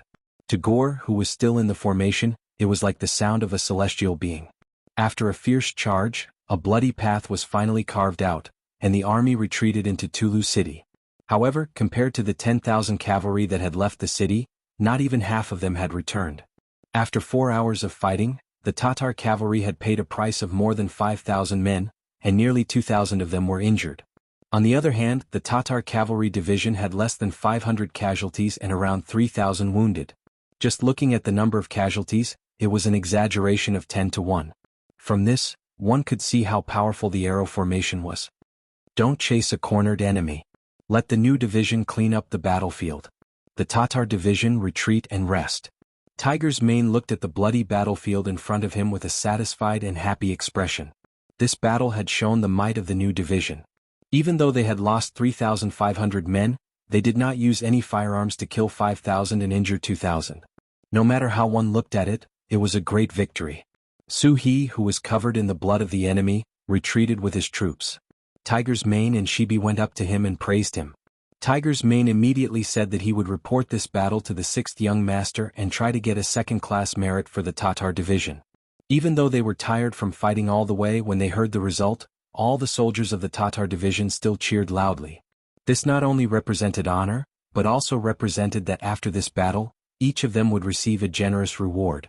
This scene caused the other divisions to be filled with envy. The head of the heavy cavalry regiment, Jure Feng, directly rode up to Su He and hammered his bloody chest. "You're not particular. You didn't call our heavy cavalry regiment for such a good thing. You didn't even give us a share of the merit, huh? Haha, the combat strength of the heavy cavalry regiment is very strong. Once they take action, they will definitely make the enemy tremble in fear. As the saying goes, good steel should be used on the blade. It is better to leave it for the next time to make a greater contribution. Su He chuckled, changing from his previous stern expression. Zhui Feng heard this and immediately nodded his head proudly. This time, Su He did not arrange for the heavy cavalry regiment to kill the enemy. Even though he felt a bit regretful, he was not angry. Just as the other party had said, good steel should be used on the blade. He was looking forward to the moment when he would make a move. On the battlefield, the recruits felt the cruelty of war by cleaning up the battlefield. During this period of time, there were also some Tatar cavalrymen who pretended to be dead, but they were discovered by them. Quite a few warriors killed the enemy and rendered meritorious service. As a result, the other recruits were endlessly envious. Everyone followed suit. Regardless of whether the enemy was dead or not, there was nothing wrong with killing them first. The recruits are also growing. Tiger's man looked at this scene and said with gratification, "Yes, everyone is growing. It's just that can't we give them a boost?" The vice commander on the side suggested. "Oh, vice commander, what do you mean?" "Jingguan. This is the 6th young master's best method to intimidate the enemy. At the same time, it's also a chance to train the recruits." Zhui Feng did not hide anymore and took the initiative to speak his mind. "Yes, the idea is not bad. Give the order to Commander Lu Zhua and let him know." Tiger's man only hesitated for a moment before agreeing. Although killing a dead person wasn't considered a hero, it was still considered to have seen blood. With this kind of experience, they would not be as afraid on the battlefield as before. Of course, the Jingguan could also intimidate the enemies in Tulu City. It would let them know what the consequences of going against the mercenaries were. The two commanders agreed and the Jingguan was immediately established. During this process, countless recruits vomited and their faces turned pale. They felt weak all over. However, just as the two commanders thought, after this experience they had matured a lot. When they fought again, their blades were steadier and their hearts were more resolute. On Tulu City, Hubei and the others could only watch as the huge Jingguan was built. There was nothing they could do. The sky was already dark. It was hard to predict what would happen if they sent out troops now. Even if they wanted revenge, they could only wait until the next day. Rest well. Victory and defeat are common in war. In tomorrow's battle, we must make up for today's losses. After saying this, Hubei turned and left. While the Tatar cavalry were waiting for revenge, the mercenaries were also waiting for tomorrow's battle to gain merit. Because just a moment ago, Tiger's man had announced the war god's decision. The Tatar division would be awarded a second-class merit and all the rewards would be sent to the camp the next day. The soldiers of the Tatar division were naturally overjoyed. In the eyes of the soldiers of the other divisions, other than envy, they secretly made up their minds to fight for tomorrow's battle and perform even better. Under the anticipation of both sides, the moon set and the sun rose. The next day came as promised. Hubei picked another general, this time another general, Hu Lin, and gave him 10,000 cavalrymen. After summing up the experience from last time, Hubei handed over the authority of war to Hu Lin, allowing him to perform on the battlefield. In the new army, the independent division replaced the Tatar division from yesterday's battle. Considering that the independent division still had 6 battalions of musketeers, Tiger Edge replaced all of them with Deng Yu's direct subordinate regiment. At the same time, they also selected 3 battalions from the new recruit division for training purposes. On the other hand, the heavy cavalry and light cavalry units stood at the side, awaiting the orders of their division commander, Xan Honghai. The reason for this arrangement was naturally because the Tatar division had performed too many meritorious deeds in yesterday's battle. The other divisions already had quite a few complaints, so they couldn't let a certain division have all the glory today. Everyone had to get a share of the benefits. As a result, the total number of mercenaries for today's battle was 6,900, which was 2 more battalions than yesterday. At the same time, the heavy cavalry and light cavalry units were on standby, ready to assist at any moment. With that, they had close to 1,000 more men than the enemy. One side beat the war drums while the other side beat the bugle. Both sides started to gather at the center of the battlefield at around 9 a.m. While they were still far away, a heavy pressure could be felt. The Tatar general, Hu Lin, was in the middle of the army and did not charge onto the battlefield immediately. He wanted to see how the mercenaries fought so that he could change his strategy at any time. Just last night, he had already discussed the mercenaries' arrow point formation with Gower and Mu Ren, and had come up with a plan to deal with it, which was to dodge. Isn't the tip of your arrows very sharp and can pierce through a cavalry formation? Then when you come, we'll just move aside. Feels like I'm punching cotton. When you're tired, they'll suddenly attack from the sides and attack your flanks. This way they won't fight against the tip of the sword and will only attack the back of the sword. Presumably, they'll be able to suppress the bravery and sharpness of the mercenaries to the greatest extent. On the battlefield, once one side lost their sharpness, it usually meant that victory and defeat were about to be decided. At this moment, Hu Lin was full of confidence. Xian Honghai was also full of fighting spirit and confidence. For him to be able to rise to the rank of division commander in one step, he knew that there was more or less an element of luck involved. However, if he wanted to keep his position, then he had to have a sufficiently dazzling performance, and today's battle was undoubtedly the best opportunity for him to perform.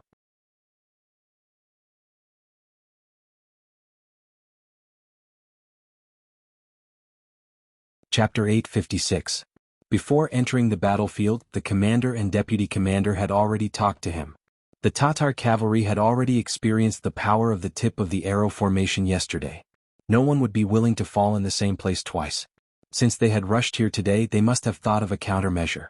Therefore this battle would not be easy to fight. However, on the battlefield, one could not retreat without fighting just because one was worried. This was not something a fierce general should do, and it was not the style of the mercenaries. Therefore they still had to fight and they had to be flexible. At worst they could send both the heavy cavalry and the light cavalry. This was also the reason why another light cavalry regiment was added today. Compared to other cavalry, the light cavalry was faster and more flexible. Once the opponent's tactics changed, they could enter the battlefield as the fastest and most flexible unit and change the situation. With such a backup plan, Xian Honghai was full of confidence. When he arrived at the battlefield, he saw that the distance between the two sides was less than 3 miles. It was time for the cavalry to charge. He shouted, "Blow the bugle and charge forward with the tip of the arrow formation." Toot toot toot toot toot. When the bugle sounded, the 6,900 cavalry moved. They were divided into nearly 300 groups and charged toward the Tatar cavalry from different directions. Shoot the arrows. Leave 2,000 cavalry in the middle. 4,000 men on the left and right flanks to avoid the attack of the enemy's main cavalry. At the same time, General Hulin also gave the order. It was transmitted to the battlefield through the sound of the war drums. The 10,000 Tatar cavalrymen that were originally concentrated in the center of the formation suddenly separated before the mercenaries arrived. Only 2 formations of 2,000 cavalrymen were left in the middle. Then arrows rained down from the left and right, forming a blockade, blocking the mercenaries' path in front and their path in the middle. Sure enough, the enemy had changed their tactics. Xian Honghai, who was charging forward on his horse, saw this. Seeing the arrows blocking the road ahead, he knew that something was wrong. At the same time, he quickly thought of all kinds of countermeasures. A sentence that Yang Qindong had once said flashed through his mind. Remember, on the battlefield, sometimes breaking one finger is far more painful than injuring all 10. With the voice still lingering in his ears, Xian Honghai immediately made a decision. Leave the frontal charge to the direct cavalry regiment and the 3 recruit battalions. All cavalry of the independent regiment, follow me to attack the enemy on the right. Heavy cavalry regiment, attack the enemy on the left. Light cavalry, cooperate with us. Use bows and arrows to assist in long-range attacks. Now that his opponent knew about his trump card, Xian Honghai knew that his previous methods would not work. In order to maximize his power and obtain victory, Xian Honghai used all the power he had at his disposal at once. As a result, Xian Honghai would have no soldiers at his disposal. If the enemy had any backup plans, he would need the support of the army commander. However, he still didn't regret it and made the decision decisively. On the battlefield, because of Commander Xian's shouts and orders, the horn-bearers at his side hurriedly blew several different bugles. On the battlefield, the situation changed in an instant. The various regiments began to methodically choose their opponents. Tiger's Mane and Shibi also heard the meaning of the bugles. After the two looked at each other, Tiger's Mane lightly nodded. Shibi then shouted, "Recruit division and Tatar division, prepare for battle." Xian Honghai immediately used up all the soldiers he could use. As their superior, he naturally had to prepare for a rainy day. Otherwise, if the Tatar cavalry sent out reinforcements, they would really be forced into a passive position. On the battlefield, following Xian Honghai's tactical adjustments, the formation of nearly 300 arrow tips suddenly changed directions, directly charging towards the enemy cavalry on the left and the front. Only the 4,000 Tatar cavalry on the right were left. When the enemy general Hu Lin saw this scene, he unconsciously narrowed his eyes, a smile appearing on his face. He had 4,000 fresh troops at his side, so he could support the two sides of the battlefield at any time. This was equivalent to grasping the initiative. As a result, he was already in an invincible position. Only this type of smile didn't last for long. Then a wave of earth-shaking noises sounded. A group of heavily armored cavalry holding 3-meter-long blades suddenly appeared before everyone's eyes. Unlike the other mercenaries who were dressed in military green clothes, this cavalry was completely wrapped in battle armor. Every single one of them wore black battle robes, a black feather sticking out of their iron helmets, making them appear even more heroic and extraordinary. With 3-meter-long blades in front of them, the cavalry dressed in heavy battle armor immediately drew the attention of tens of thousands of people as soon as they appeared. They were precisely the new army's heavy cavalry regiment. The heavy cavalry regiment, as the name suggested, belonged to the tanks of the cavalry. Not to mention the threat of the 3-meter-long sabers in their hands, just the heavy armor on their body was not something that could be pierced through by ordinary weapons, nor could it be cut through. Their appearance was like a torrent of steel, giving off a feeling of invincibility and invincibility. The moment the heavy cavalry appeared, they charged towards the 4,000 Tatar soldiers on the right, causing the Tatar general in charge of the battle, Hurin, to cry out in alarm. "Not good, they're going to deal with our 4,000 fresh troops. Quick, ask the general for reinforcements." It was no wonder that Hu Lin was so shocked. The appearance of the heavy cavalry had broken the balance of the battlefield. Let alone heavily injuring the mercenaries, they would already be thanking the heavens if they could even guarantee victory. Right now he could only place his hopes on Hu Bo-er and the reinforcements. On the city walls of Talu City, Hu Bo-er naturally noticed the sudden appearance of the heavy cavalry regiment. At this moment, his brows were tightly furrowed and his fists were clenched. He was about to open his mouth to send more cavalry, but when he noticed that it wasn't just the heavy cavalry that had moved. Unknowingly, more than 2,000 firearmed soldiers had also appeared on the battlefield. His words were forcefully suppressed in his heart. He knew that if he dared to send reinforcements, these musketeers would enter the battlefield. Perhaps even the cannons that had disappeared for 2 days would appear. If that was the case, the situation would be even worse. General Mu Ren and Gore did not notice this. When they saw the mercenaries send out the heavy cavalry regiment, they turned around and looked as if they had quickly made a decision. Faced with this question, Hu Bo-er did not move at all, as if he did not hear it. He had seen the situation on the battlefield. Even with the addition of the heavy cavalry regiment, they still had the advantage in numbers. "Look, there is another light cavalry regiment among the mercenaries." Mu Ren turned his head and saw another light cavalry regiment. He immediately shouted out loud. However, Hu Bo-er only replied with one sentence. "Even with these 2,000 people, they only have 1,000 more than us. It won't affect the overall situation."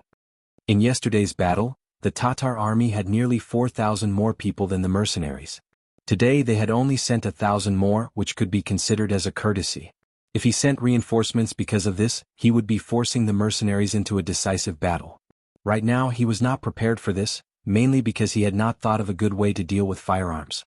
Since Hu Bo-er had said this, it meant that he did not intend to send any more reinforcements. Unless the mercenaries sent cavalry into the formation, but that was obviously impossible. Sending nearly 1,000 more people was probably the mercenaries' bottom line. What happened next confirmed this thought. However, with just 1,000 more people, the mercenaries' advantage was obvious.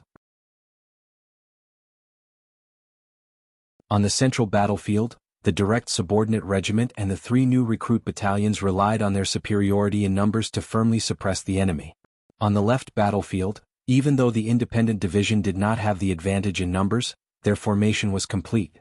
With the help of the tip of the arrow formation, they had already pierced through the Tatar army's defenses and were currently executing a slicing and dicing tactic. In addition, the light cavalry regiment's arrows were harassing them from afar, so they already had the absolute advantage. On the right battlefield, the heavy cavalry regiment's appearance was like the autumn wind sweeping away fallen leaves, smashing the 4,000 Tatar cavalry into a bloody mess. The 3-meter-long blades, once drawn, would be stained with blood. Coupled with the strong defense of the heavy cavalry, in a clash of blows, one would be fine, while the other would take the enemy's life. As time passed, the 4,000 Tatar cavalrymen were constantly reduced. The heavy cavalry regiment that Yang Qindong had spent a lot of money to build had a definite advantage the moment they stepped onto the battlefield. They appeared in a stunning manner, appearing as if they were undefeatable. They were undefeatable and undefeatable, constantly devouring their opponents. The pressure on them grew. The three battlefields were in danger, and there were no reinforcements from the city behind them. Hu Lin's expression changed again and again, and he had no choice but to give the order to retreat. If they continued to fight like this, their losses would only be greater and they would definitely lose. Seriously speaking, rather than the Tatar cavalry fighting with the mercenaries, it was better to say that they were training the mercenaries. After 2 defeats, the Tatar cavalry retreated amidst the sound of unwilling gongs. Hu Lin retreated in time, and their losses were much greater than yesterday. They only lost 1,000 cavalrymen and 2,000 were injured. Although the losses were not great, the impact on the morale of the troops was not small. This could be seen in the eyes of the cavalrymen returning to the city. In the past, their eyes shone brightly, and they were not afraid of the heavens and earth. However, right now they were all dejected and their morale was shaken. In the first battle, they were defeated by the sudden tactics of the mercenaries. In the second battle, they had already made some preparations, but they were still defeated by the enemy's reinforcements, and they were defeated by the enemy's firearms.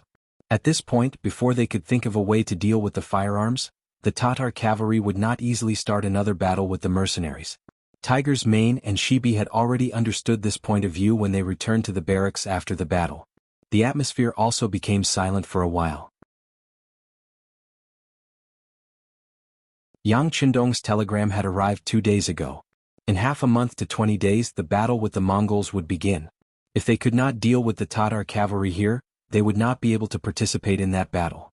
For the 2 generals this was something that they could not accept.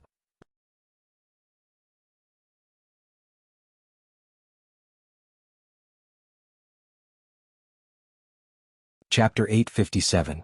Not only would they fail to take down Talu City, but they would also fail to live up to the 6th young master's trust in them. Just as the 2 commanders were looking at each other speechlessly, the sound of the curtain being lifted sounded outside the tent. Then, Beta Persei, with the rank of senior colonel, strode in and entered the sight of the 2 commanders. Beta Persei. Brother Beta Persei. The former was called out by Tiger's Mane, while the latter was called out by Shepherd. Beta Persei, who was called out, smiled and greeted the 2. On the orders of the young master, I'm here to deliver the reward for the Tatar division. Haha, I haven't been idle along the way. You have to prepare some delicious food for me later. Young Heir did not treat himself as an outsider. He found himself a chair and sat down. He even poured himself a cup of hot tea. He raised his head and gulped it down like a whale drinking a cow. It wasn't until he drank 3 cups of tea in a row that he felt his thirst being quenched.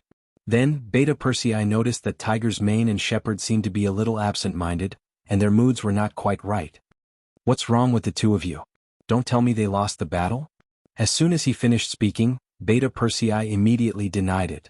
Although he had just arrived, he heard the soldiers in the barracks celebrating and congratulating them from time to time. It didn't seem like they had lost the battle. We didn't lose the battle, but I'm afraid the next battle won't be easy. Tiger's Mane shook his head, then looked at Shepherd and said, Deputy Commander, tell your brother Beta Persei about our situation. Yes, Commander. Although Shepherd was promoted, he still had the rank of Colonel, which was 2 bars and 3 stars. Speaking of which, this was not in line with his current position, but there was no other way. He had only joined the mercenary group for a short period of time. This arrangement was also Yang Qindong's intention to remind him not to do something that he would regret if he got too proud of himself because of his quick promotion. Even if there was no comparison of military ranks, how many people in the entire Yangtze could stand shoulder to shoulder with Tiger's Man and Beta Persei? She was very clear about her identity. She immediately reported to Beta Persei the various situations they might encounter next. Beta Persei sat and listened quietly. Over the years, he had been by the side of the 6th young master. He had more or less learned what it meant to be calm and steady. He also knew that without investigation he had no right to speak. Shepherd's analysis of the situation in front of him was very clear. He quickly summarized the situation and then closed his mouth. He knew that his act was over. Since the commander asked him to say this, he must have his own plans. Thus, just as Shepherd closed his mouth, Tiger's Mane finished. Beta Persei, The young master is about to launch an attack on the grassland tribes of the North Desert. I know that Fan Yuhai. He's a very cunning person and not easy to deal with. Now that the 3 divisions of the Cold Front Division have gone to the north, won't we be lacking confidence without a new army to deal with these people? Besides, this is also a chance for the new army to make a name for themselves. I definitely won't let it go. How about it? Help me. Help you. How can I help you? Beta Persei knew that nothing good would come out of this. If it was someone else who said this, he would probably get up and leave without asking. He was someone by the side of the 6th young master. He had no right to worry about the affairs of other troops. But this was Hu Mang, so there was nothing he could do. Who asked him to be promoted by him in the first place? Even now, if he wanted to beat him up, he wouldn't even be able to return the favor. Tiger's Mane's face first showed a trace of awkwardness, but then became much more determined. Beta Persei, how about this? How about you give me some ammunition from the logistics team? Also, give me a few more boxes of cannonballs. Don't tell me you don't have it. Although I'm not in charge of logistics, I more or less know some things there. That won't do. Beta Persei immediately waved his hand after hearing this. Tiger's Mane, I won't hide it from you. There are indeed ammunition and cannonballs in the logistics warehouse, but you should also know that the distribution of these things must be done by the young master. I don't have the authority to use them. Otherwise, I'm afraid that if I make a move, I'll be kicked back to the army. Then I'll have to return to the young master's side. If that's the case, you might as well just kill me. Beta Persei was also a hoodlum. He directly spread out his hands and said that this road was blocked. This caused Hu Mang, who had been holding on to hope, to immediately relax. He looked like a balloon that had been punctured. He originally knew that he couldn't hide this matter from the young master. Moreover, he had a feeling that if he asked for it, there would most likely be no results. What, I let you be the commander of a new army? Can't you play without firearms? If that's the case, then it's easy to handle. You can come down. If you can't, then there's someone who can. Tiger's Mane wasn't that greedy for power. In the past, he was just a little boy beside Yang Qindong. He was very satisfied with everything he had now. However, he was afraid that he would fail the young master. He didn't want others to say that the young master didn't have enough strength. That was something he couldn't accept. Tiger's Mane's spirit seemed to have been drained at this moment. Seeing this, Shibi shouted in surprise, "Commander, are you okay?" "I'm fine. I just feel too much pressure and a little too tired." Tiger's Mane waved his hand and pulled himself together again. But now the Tatar cavalry was obviously afraid of him. He was afraid that they wouldn't come out so casually. If they stayed in the city and didn't come out, what should he do? Without the help of firearms, would he be able to lead the cavalry to attack the city like infantry? Wouldn't that be playing to his strengths and avoiding his weaknesses? Wouldn't that be asking for trouble? Beta Persei saw Tiger's Mane's worried expression and couldn't help but sigh in his heart. As a good brother, of course he couldn't watch him really fall here. He could only say, okay Tiger's Mane, I'm convinced. But without the young master's approval, I really can't give you the ammunition. But I have another way. When he heard that the gunpowder couldn't be given to him, Tiger's Mane's hope was about to be shattered. But when he heard the second half of the sentence, he immediately became spirited again. "Oh, what's the way? Tell me quickly." "I can say it, but I'm addicted to smoking. Don't tell me that I came here to drink 2 cups of hot tea to send me off." Beta Persei didn't answer immediately. Instead, he deliberately kept Tiger's Mane in suspense. As soon as he finished speaking, a box of freshly opened God of War cigarettes was handed to him. "How about this? I'll give you this pack. If it's not enough, I have 2 spares. I'll give them to you later." "Hehe, Tiger's Mane, you said it yourself. Then I won't be polite." Beta Persei had a sinister smile on his face. "Of course, as long as you can give me a good idea, it's not a problem. By the way, can you tell me about your idea now?" Tiger's Mane didn't care about 2 packs of cigarettes. He knew that Beta Persei didn't care either. As the chief logistics officer, if he said that he was short of cigarettes, he wouldn't believe it even if he was beaten to death. This was just a joke between brothers. When it came to business, Beta Persei also put away his original frivolous appearance. After a short silence, he became serious and said, "Tiger's Mane, a batch of new supplies from the sea has just arrived. They were shipped from New Ergon City Head. But can you guess who else came with them?" "Tell me quickly, don't test my patience."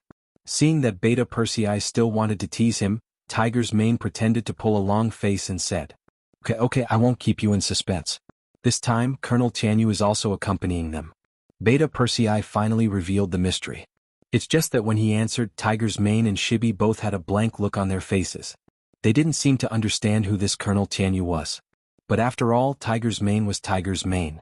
After following Yang Qindong for many years, he was very familiar with some of the important people in Yangxia.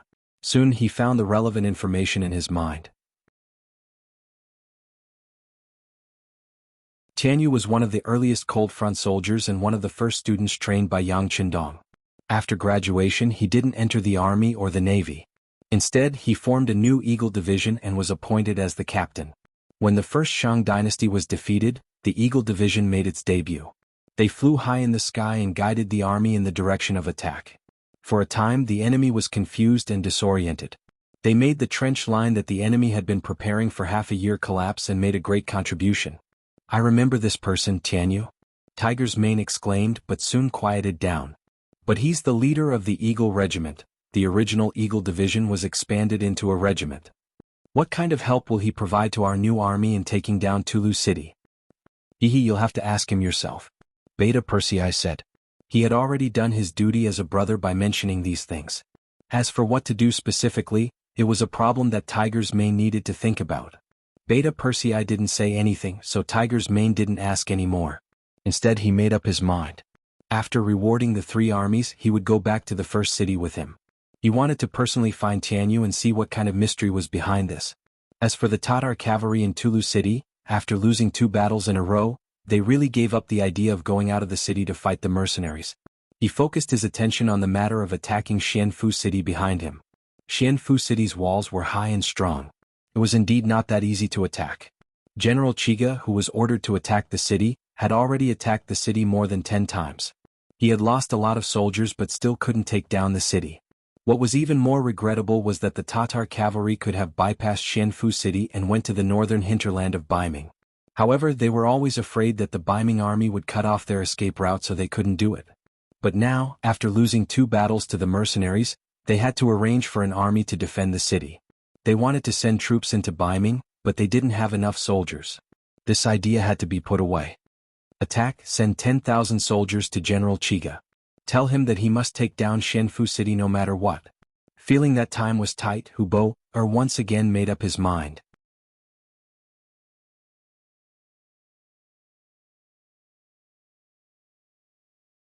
Chapter 858. As soon as the order was given, Mu Ren and the other 2 generals quickly tried to dissuade him. If they sent out 10,000 soldiers, they would only have 20,000 cavalry left. If they faced the new army, they would not have the advantage in numbers and the situation would be even worse. "Alright, you guys don't need to persuade me anymore. I've made up my mind. Instead of staying here and not knowing when the mercenaries will attack, it's better to send them to Xianfu City. Once we capture that city, Baiming will be able to defend Wujian City and we can go straight in and plunder."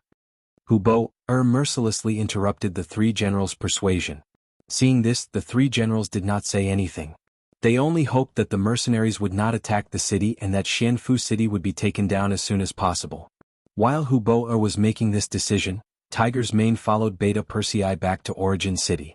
After entering the city, Tiger's Mane went to find Commander Tianyu. He wanted to see what Beta Persei had planned for him. In the largest guest house in Origin City, the regiment commander of Tianyu was discussing something with a group of subordinates in a small war room. Suddenly, a soldier came to report that the commander of the new army had come and asked to see him. The commander of the new army was Tiger's Mane. This was already announced on the military's appointment board, so Tianyu naturally knew about it. When he heard that the popular person beside the 6th young master was looking for him, he did not dare to delay. He immediately let everyone discuss freely and hurriedly walked out of the room. When he entered the room, he saw Tiger's Mane standing there with his hands behind his back. Tianyu greets Commander Tiger. Seeing the other party's shining golden epaulets, Tianyu immediately gave a standard military salute and stood at attention. Hearing the voice, Tiger's Mane turned around and showed a kind smile to Tianyu, who was wearing a blue military uniform. "Commander Tian, there's no need to be restrained. I'm here this time to ask you something." "I don't know what Commander Tiger wants to tell me." Tianyu smiled. Speaking of which, they were old acquaintances. It was just that they hadn't seen each other much recently, so they hadn't contacted each other much. "Leader Tian, I won't beat around the bush. Since you've suddenly appeared in Beginning City, you must have a mission. However, I wonder if you can tell me about it." Tiger's Mane had a smile on his face. Logically speaking, he was no longer one of the young master's people. The latter could choose to tell him or not, so his attitude was one of discussion and not an order. Of course. Whatever commander who wants to know, feel free to ask. This Tian will tell you everything he knows. Tian Yu nodded. In the face of this person who had taken Leng Song's place and become the first major general in the army, he didn't dare to keep him in suspense. Who didn't know the relationship between Tiger's Mane and the sixth young master? Who would know when he would step down from his position as the new army commander and return to the sixth young master's side and become a popular person? Okay, then I'll be polite. Let me ask you. In the following time, Tiger's Mane and Tian Yu had a conversation in the room for half an hour. Then, the two of them came out together and went straight to the Yang mansion in the city from the guest house. Yang Chendong saw these two trusted subordinates in the small courtyard. The moment they appeared together, Yang Chendong guessed their intentions. Then, his gaze swept over Beta Persei who was standing at the side. After this gaze, Beta Persei's expression became a little unnatural. Of course he knew what the young master meant. He decided that no matter what the outcome was, when there was no one around, he would apologize. Since you're here, take a seat. Yang Chendong pointed at the two stone chairs in front of him and said casually. Since the young master gave an order, they didn't dare to disobey. Tiger's Mane and Tian Yu each found a chair and sat down. Then the two of them looked at each other. It was Tian Yu who spoke first. Sixth young master, you said that you want to train the Air Force's combat ability here, but this subordinate thinks that since it's training, it's better to use actual combat as a starting point. Right now, the new army in Talu City is attacking the city. Perhaps our Eagle Regiment can cooperate. Oh, you want to go to Talu City? Is this your idea or did someone force you to do this? Yang Chendong's expression didn't change, but his voice carried a hint of pressure. It was this faint pressure that made Tian Yu stand up from his chair in shock. Sixth young master, this is this subordinate's idea. Before Tian Yu could continue, Tiger's Mane had already stood up. He knew that the sixth young master had already seen through everything. If he didn't stand up at this time, he was afraid that he would really attract the young master's anger. It's just that Commander Tian also wants to use this opportunity to train the troops. We think this is a good opportunity for cooperation. Yes, our Eagle Regiment also wants to use the opportunity of actual combat to strengthen ourselves. At the same time, we can better see where our problems lie. Tian Yu also said. This was originally something that the two of them had discussed. This way they could prevent the sixth young master from venting his anger on one person. Little Lu Zhong fell into a short silence. Yang Chendong didn't immediately voice his opinion. Instead, he looked at Beta Persei who was beside him. Immediately, the sound of someone kneeling on the ground rang out. Beta Persei knelt on the ground and said, Young master, I was the one who told Tiger's Mane that Commander Tian had arrived at the beginning city. Young master, please punish me. Young master. Seeing that Beta Persei was about to kneel on the ground, Tiger's Mane was shocked and wanted to kneel on the ground as well. At this moment, Yang Chendong spoke. Alright, how many times have I said it? Don't kneel so easily. A man has gold under his knees, don't you understand? As soon as he said this, Tiger's Mane's knees went soft and hard. He almost fell down. At this moment he didn't know what to do. Fortunately, Yang Chendong's voice followed. Since Commander Tian thinks that it is more necessary to combine actual combat, then go ahead and do it. But I'll say the ugly words first. It's fine if the Eagle Regiment doesn't come out, but once they do, they must hit the target. You guys can do as you see fit. Beta Persei, whatever Commander Tian needs, you can arrange to give him as much as possible. Waving his hand lightly, Yang Chendong didn't look at Tiger's Mane who was standing there. This kind of behavior showed that he was dissatisfied with Tiger's Mane's action first and report later. Although as the commander of the new army, Hu Mang's actions were public and not private, but he didn't report to them immediately after entering the beginning city. Instead he looked for Tian Yu first. This was a mistake in itself. Tiger's Mane saw that the young master was displeased, but he didn't say anything. His idea was that any apology was not as good as winning a big battle for the young master to see. It could also express his apology and sincerity. Beta Persei and the other two left the Yang residence's courtyard. It wasn't until they left that he let out a long sigh of relief. Then he looked at Tiger's Mane and said, Tiger's Mane, this is the only time. I won't dare to do it again next time. You also saw the young master's dissatisfaction. Yes, yes, I appreciate Brother Beta Persei's kindness. But you have to promise me that you will take more crude oil with us later. You can't be stingy. Tiger's Mane had a perfunctory look, but when it came to serious matters, he still didn't give an inch. I really owe you. Beta Persei shook his head helplessly. The person who came was Tiger's Mane. For this elder brother, even if he was scolded, he would accept it. After only 3 hours, Tiger's Mane, Tianyu, and the others left the beginning city with a few carriages. Yang Chendong didn't say anything after hearing the news from Yang Si. He only thought in his heart that he had given enough opportunities and pressure. He hoped that the new army could have a better performance. Compared to others, he was more interested in Tiger's Mane. He even wanted to train him to be independent, hoping that his painstaking efforts would not be in vain. In the barracks of the new army, an unfamiliar team of hundreds of people suddenly came. Because they were personally led by the commander, they were not interrogated at all. As soon as they entered the barracks, they were secretly protected. Outsiders didn't know what these people were doing. In the main tent, Tianyu followed behind Tiger's Mane and entered. Here, he and the deputy commander saluted each other, and the three of them sat down under a small sand table. Commander Tian, this time it depends on your performance, but I don't know when you will be ready. Tiger's Mane was an impatient person. After sitting down, he brought up the business. It mainly depends on the direction of the wind. Right now, we are relying on the heavens to eat. Tianyu also wanted to quickly solve the war here, but there were some things that he couldn't decide. Okay, then send someone to watch. Once the time is right, immediately inform me and the deputy commander. We will be ready. Tiger's Mane more or less knew a little about the Eagle Regiment. He knew that the other party was not being perfunctory. All he could do was pray that the heavens would give him an opportunity as soon as possible. On the other hand, Shibi looked at the two of them talking as if he was watching a show. He had a completely ignorant look on his face. It was only when the opportunity presented itself that he realized why Hu Mang would attach so much importance to a mere colonel regiment commander. Tianyu said to wait for an opportunity, and this wait lasted for 4 days. It wasn't until the evening of the 4th day that Tianyu arrived at the main tent. Tiger's Mane anxiously went up to him. This time, without waiting for him to ask, Tianyu had already opened his mouth and said, "The opportunity has come. It will be tomorrow morning. We will immediately go and prepare. Your new army should also prepare." Okay. Tiger's Mane nodded heavily. He turned to look at Shibi and said, "Deputy Commander, summon the officers for a meeting." The next day the sun was high up in the sky. In the morning the soldiers of the new army ate early. They put on their battle clothes, mounted their war horses and held their sabers in their hands. They were divided into battalions and stood in formation. The movements of the mercenaries were quickly discovered by the Tatar cavalry on the city wall.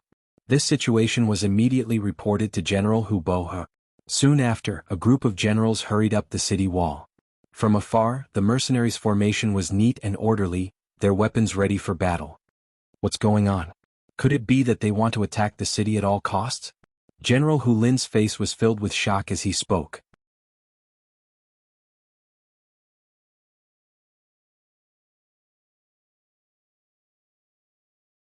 Chapter 859. If they just charge head-on, their losses will be great. I'm sure they haven't thought of this. Gore also had a confused look on his face, and as he spoke, he glanced at Hu Bo. What did General Mu Rin say?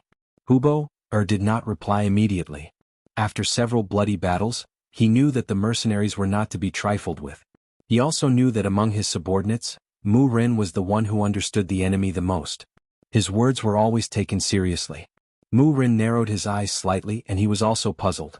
Since the general asked, he replied, "From the looks of it, they're really going to attack the city? Could it be that they've thought of something else? Or do they have enough firearms?" It was no wonder that Mu Rin would say this. Although the mercenaries' cavalry was strong, attacking a city wasn't a battle formation. The effectiveness of cavalry was still very limited.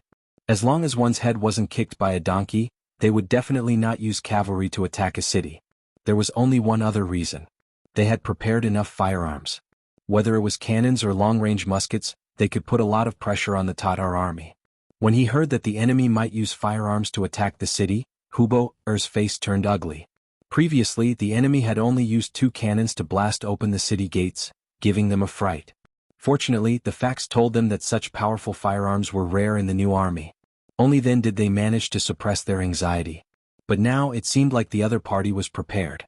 If that was the case, they really didn't know how to deal with the invisible cannons that could deal great damage to them. Pass down the order. All soldiers prepare for battle. All archers prepare for battle. Huboer's face turned red. Before he knew what the mercenaries were going to do, it was better to be prepared. In Tulu, the Tatar cavalry was also ready for battle. Even when they were ready, the mercenaries still hadn't started their attack. They just slowly arrived 2 miles away from the city and waited in formation. What are they going to do? Huboer stood behind one of the battlements on the city wall and looked at the new army. Her face was filled with confusion. Even if the enemy had firearms to clear the way, they would still have to pay a heavy price to take down Tulu city, which was already prepared. The enemy's generals knew this, but they still put on such a front. What exactly were they relying on? In fact, it wasn't just the Tatar army that was puzzled. Even the soldiers of the new army were puzzled. They did not understand why the army would set up such a formation. Could it be that they wanted to attack the city? It was not that they could not use cavalry as infantry, but it was a huge waste. Most importantly, they would suffer heavy losses. The new army only had a limited number of people compared to the Tatar army. With such losses, it was hard to say if they could take down the city. Paying such a heavy price for something they did not know if they could succeed. It was no wonder that the soldiers were grumbling. At 10 o'clock in the morning, poise had reached level 3. Many of the soldiers had become numb. They had been standing here for more than 2 hours, but there was no order to attack the city. This made the soldiers who were originally worried couldn't help but relax a little. There were even some who thought that they were smart. They thought that this was just a training exercise to put pressure on the Tatar army. In reality, there was no intention to fight.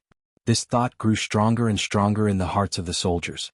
Everyone thought that this was a show of strength to put more pressure on the enemy. At this time, most of the soldiers were thinking about what to eat for lunch. Suddenly, a very surprised voice sounded in the army. Heavens, look, what is that in the sky? There are people on it? This shout was like a boulder being thrown into a calm lake. Immediately, layers of waves were set off. When everyone heard this shout, they could not help but look up at the sky. Then, 10 huge hot air balloons appeared above their heads. They moved with the wind and slowly moved forward. Looking at the direction they were heading, it was Tulu city. Is this a divine object? This must be Tingri's spirit. In the new army, there were many Mongolian soldiers who immediately got down from their horses and knelt on the ground when they saw this unimaginable scene. They shouted in their own language and kowtowed while tears flowed down their cheeks. The vice commander also looked up and saw this scene. Then, out of instinct, he prepared to get off his horse and kneel to pray. After all, he was born and raised here. Although he was already a high-ranking mercenary general, some things in his bones would not be easily changed. At this time, Tiger's Mane, who was riding on the horse beside him, reached out and pressed on his shoulder. He gently shook his head. "Commander, what are you doing? Can't you see that this is Tingri's spirit?" His face was a little emotional and also a little red. This was because he felt that Tiger's Mane's big hand was very strong.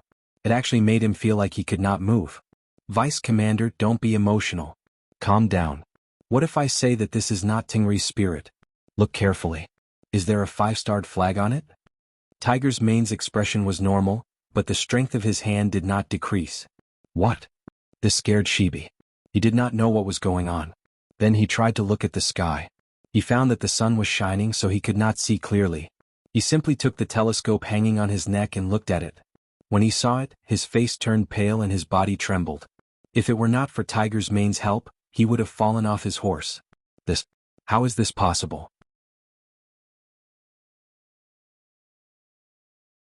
Why is there our 5-starred flag on it? Shibi was puzzled. His face was full of doubt, but more than that, there was fear. Could it be that the 6th young master was really Tingri's messenger? That he appeared in the grasslands under Tingri's orders to save this place and unify it? Tiger's Mane sighed. Shibi was very smart and very wise. This was something that even the 6th young master had praised. But in the end, humans were still humans. Their reaction to the unknown was no different from that of ordinary people. Tiger's Mane could indeed say that this was the manifestation of God. This way, the morale of the soldiers below would definitely reach its peak. But Shibi was not an ordinary soldier. There were some things that could not be hidden from him. It was time to tell him the truth. "Deputy Commander, this is not a miracle. It is an aerial unit sent by the god of war. Their appearance here is not a manifestation of God. They are here to help us attack Tulu city." Tiger's Mane finally told the truth. However, the truth was simply too inconceivable. Even someone as intelligent as Shibi was still unable to comprehend it. His eyes widened. Then, as he digested the information, he said with a shocked expression, "Commander, are you saying that all of this is the arrangement of the sixth young master? The sixth young master can make people fly?" "Yes, you can say that. As long as they follow what the sixth young master taught them and borrow the power of other objects, they can fly." Tiger's mane sighed heavily.